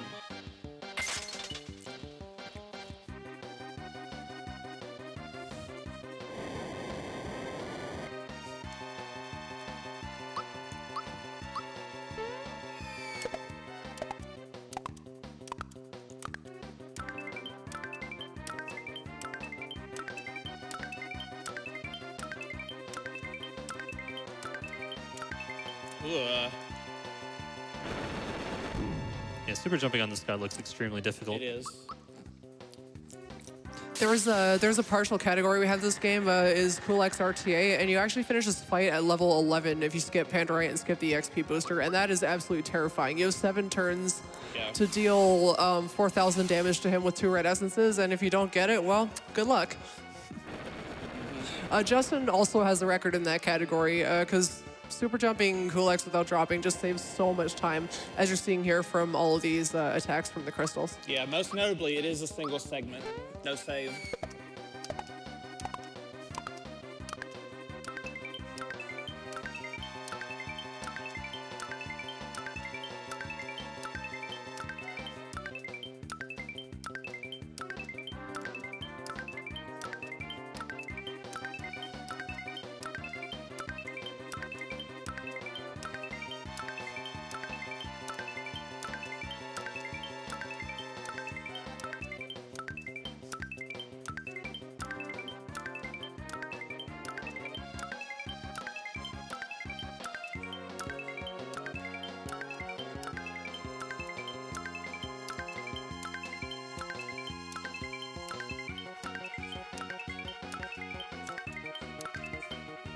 Very nice. You also see this fight in the most of the stuff category, which is like our 100% category, which is way, way, way easier because you're level 18. Peach has like Lazy Shell, Geno Safety Ring. It's a completely free fight. This incentive is like kind of the happy medium between Coolx RTA and most of the stuff fights.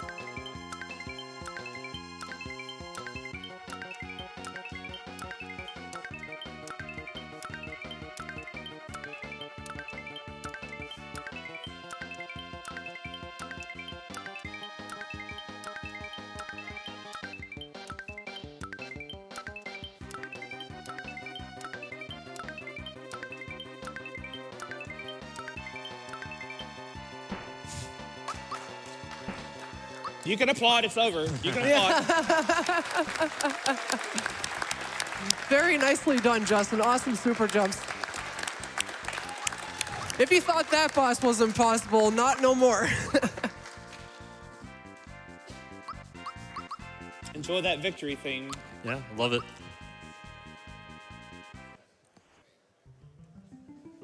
And with that, SMRPG is over. I hope y'all enjoyed it. Thanks for the donations. Please enjoy the rest of the marathon. Thank you very much. If you'd like to get into speedrunning this game, please check out smrpgspeedruns.com. Everything that Justin did is documented in full detail. You can learn, you can get a sub 3, and you'll have a lot of fun. And we will end on this. Master super jumper indeed. Have a good night, everybody. Thank you.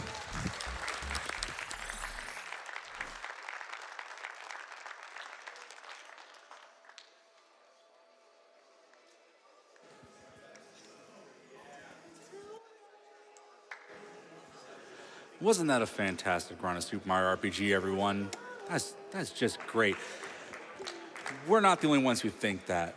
We have a $35 donation from DRobot249 that says, honestly, this is one of the most impressive and lucky runs I've seen in this game. An amazing commentary as well. There's a $50 donation from Glarkon.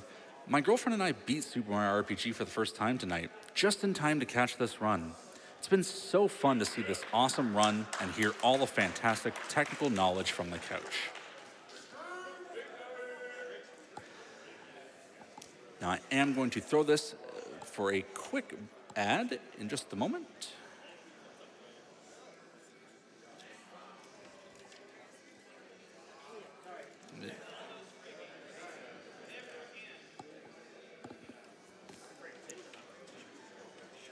There we go.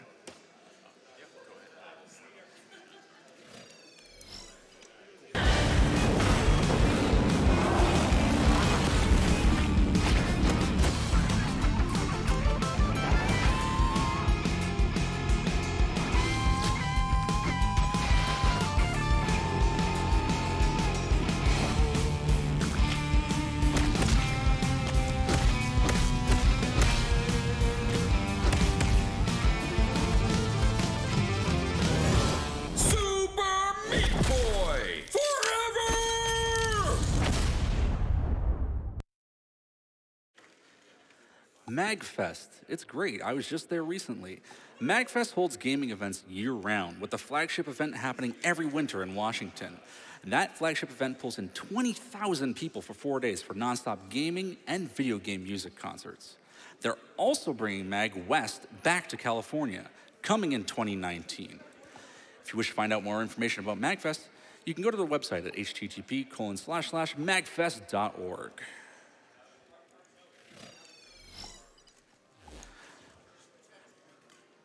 We do have a few last couple donations coming in from the Mario game. We have $100 donations from X the Char. Hey, Justin and company, run's looking good. A little too good. So this money goes to paying off Countdown to give the crowd the never lucky experience they deserve with this game. Only joking, of course. You've done a phenomenal job showcasing all the tricks and quirks in the new route. Your execution consistency is unreal. It's a Geno blast to see my favorite game at GDQ again, and to see the Super Mario RPG crew on stage. Good skill in the final stretch.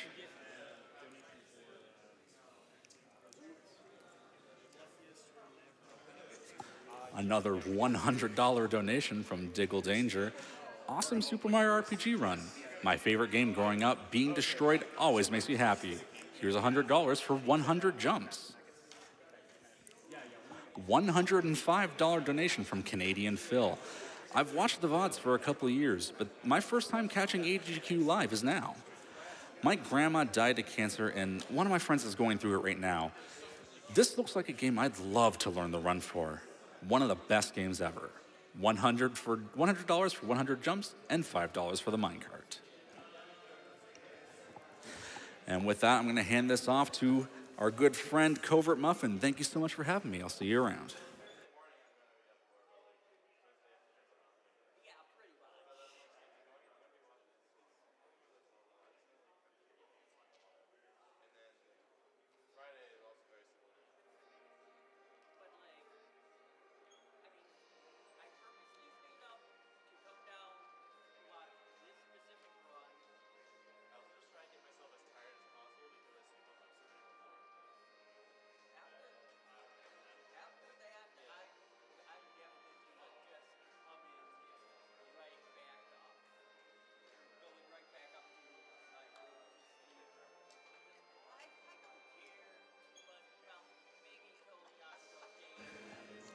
Good evening, GDQ viewers. My screen name is Covert Muffin, and I'm going to be covering the hosting station for the next run. I'm very excited for this, but before we get into some more donations, we are going to be playing a quick Twitch ad. See you folks in 60 seconds.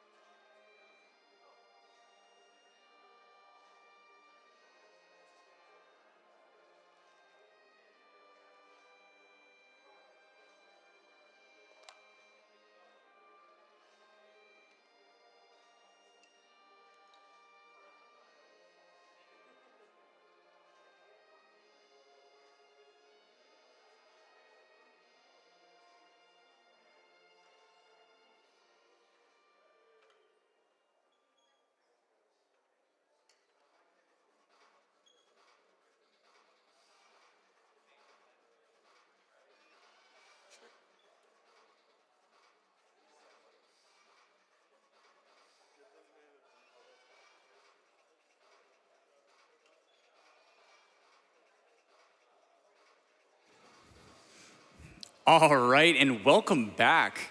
We're kicking things off with a $100 donation from Anonymous that says, GDQ is making my week. I love you all. Thank you so much, Anonymous. We love you too.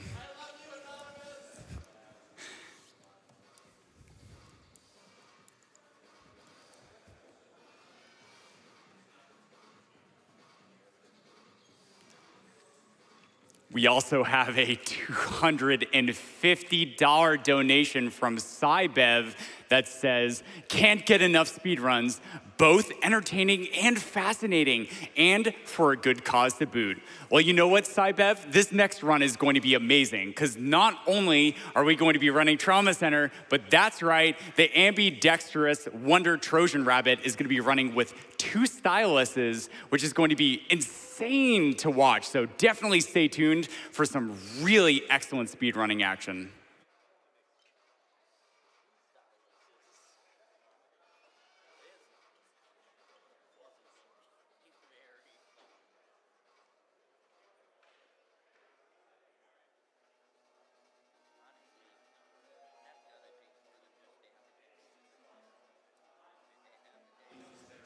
All right, we also have a $30 donation from Sru that says, give Octopath.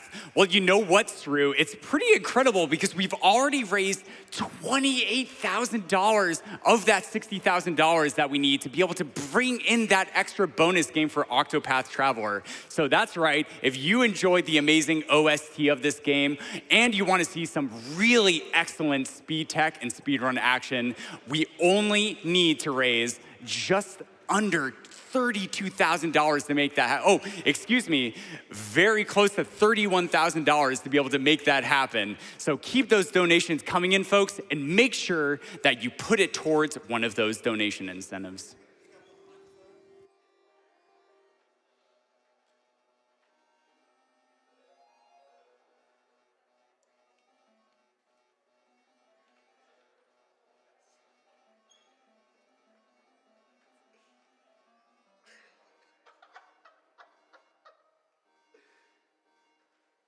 We have $25 from Taji that says, donate because Covert Muffin is my favorite. So happy he is the reader right now. XOXO. Hugs and kisses to you, Taji. I love you too.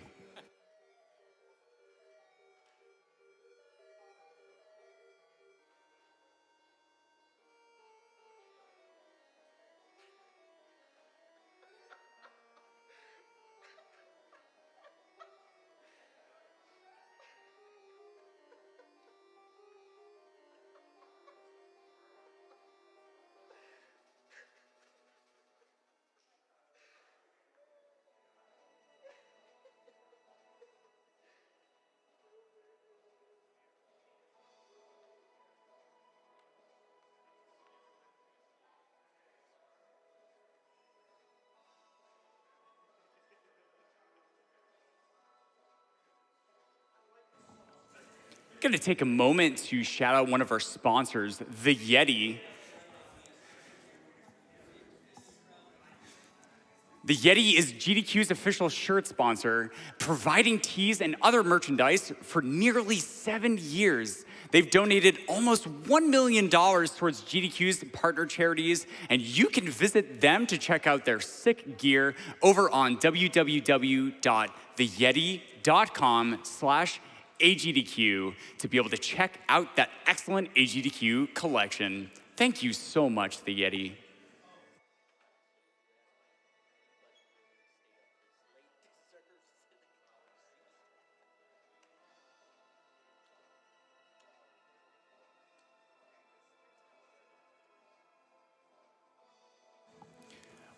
Wow, and we have a pretty hyped donation. We have $505 from Steady90. Steady90 says, amazing Super Mario RPG run. Have 500 coins and 5 more for the minecart. Thank you so much, Steady90.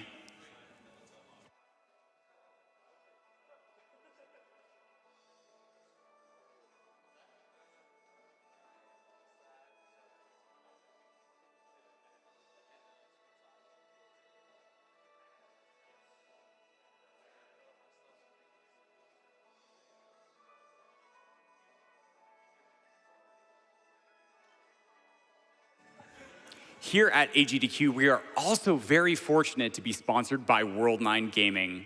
From PCs to arcades and consoles old and new, World9 Gaming aims to provide the highest quality video gaming experience to events in the Midwest and beyond. With their dedicated staff, tournaments, expertise, and expansive collections of games and consoles, World9 is ready to take your event to the next level. For information on booking and upcoming events, check out world9gaming.com. Thank you so much, World9 Gaming. You're awesome.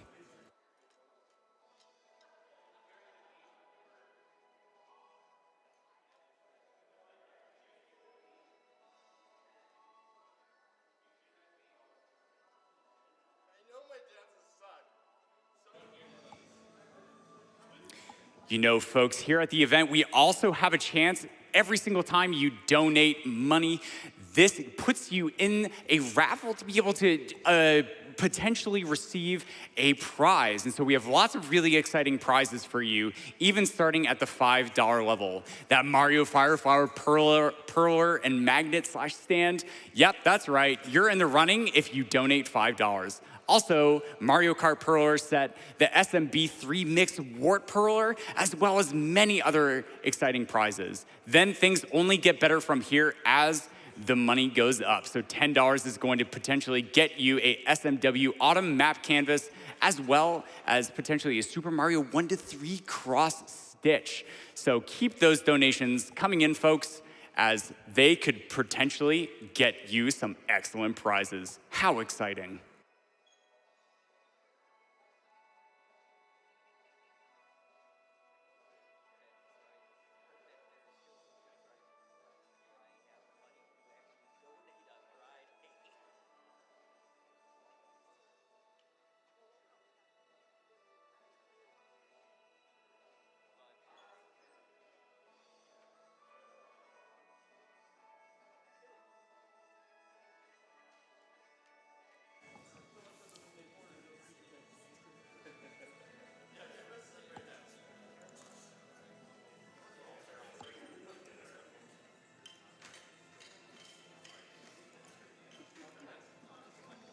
Wow, and looking at this, we still have more donations coming in. Thank you so much for your generosity. We have $10 from Anonymous that says, hey, Covert Muffin, I'm glad you're back at GDQ. You're a staple of the event for me now. Good luck on the mic, and I'll see you on your Warcraft 3 run. Thank you so much, Anonymous. And in fact, there are so many exciting runs that are currently showing up on the schedule. Immediately coming up next after setup is complete, we are going to see none other than Trauma Center Under the Knife 2, run by none other than Trojan Rabbit himself. I'm so excited for this run. And if you would like to see the schedule yourself and maybe see when your favorite speed games and also just games in general are going to be run, head on over to gamesdonequick.com/schedule. And this is just going to convert automatically to your time zone. And it's updated live as runners end up finishing slightly behind or setup might take a little bit longer, or people finish ahead of time because that's right, we're speed running these heckin' games.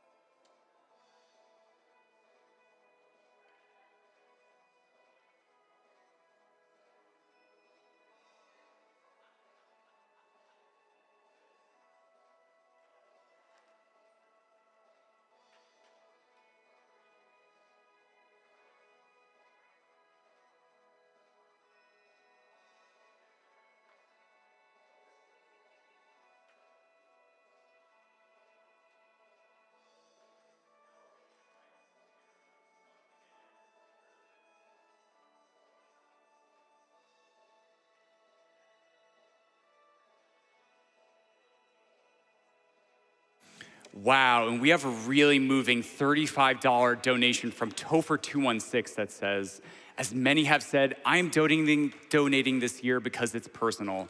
Last year, my mom was diagnosed with cancer in her eye. Fortunately, it was caught very early thanks to the latest retinal imaging technology, and her treatment has been going better than expected. I love my mom so much, and she's fighting and winning. I hope this donation helps others prevent, detect, and fight cancer too. That's so great to hear, Topher. You know, we're so proud and happy that we can just all come together to be able to raise money for Prevent Cancer Foundation during this event. Thank you so much for your donation.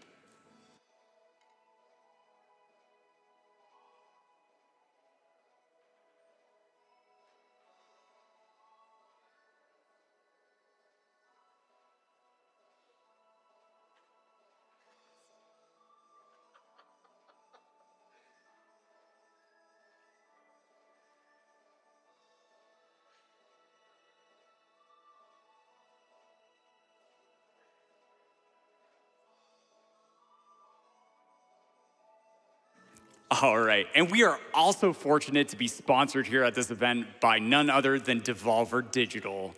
Devolver Digital is everyone's 7th favorite indie game label.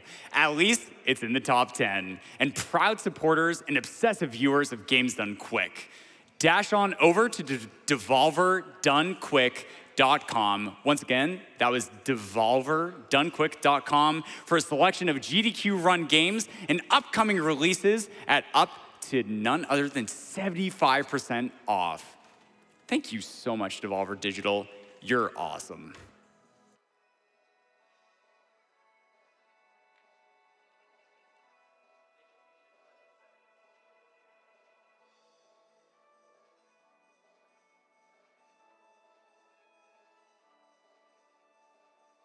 Thank you so much, folks, for being so patient as we're getting set up for our next run. I promise you the hype is worth it. And in fact, we're getting some pretty hype donations coming in as well from none other than Bevois. We have $10 that says hashtag Games Bun Quick. Heck yeah, Bevois.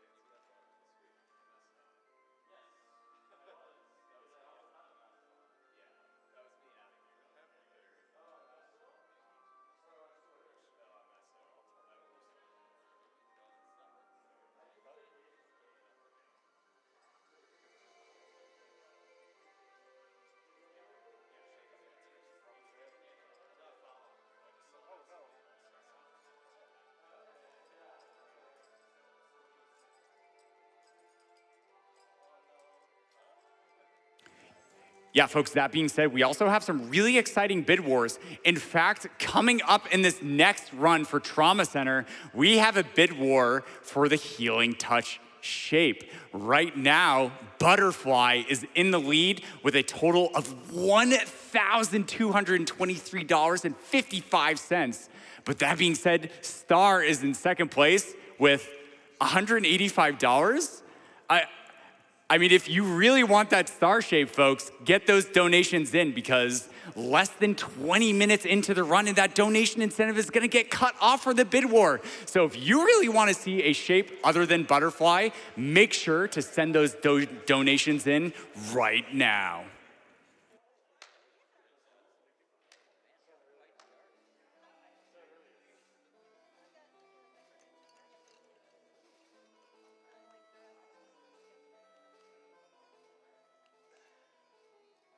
Speaking of donations, we have $10 from Derek196 that says, Covert Muffin, your Warcraft streams with a highlighted GDQ. As a good old peon say, work, work, love from Ontario, Canada.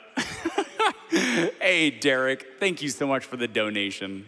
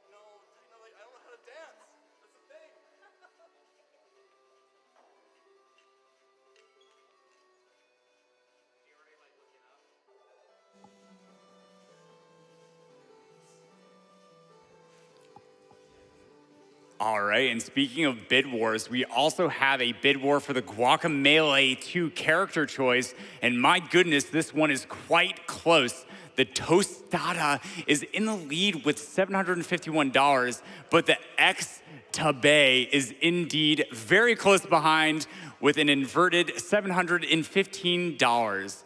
Being within less than $40 away from being able to make X-Tabay their character choice. That's right, get those donations in, keep this race close, and make sure you get your choice selected. Let's do this, folks.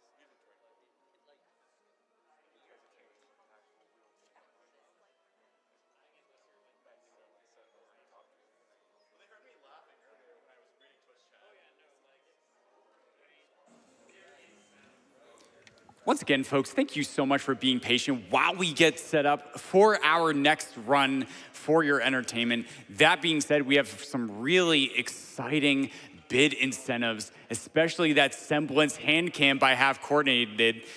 It's definitely going to be the runner's choice as well as my own hosting choice. So if you would like to send in a donation for a really, really amazing added feature to enhance your experience with watching half-coordinated breakdown and excellent speedrun, that's right, the Semblance hand cam definitely should have your eye.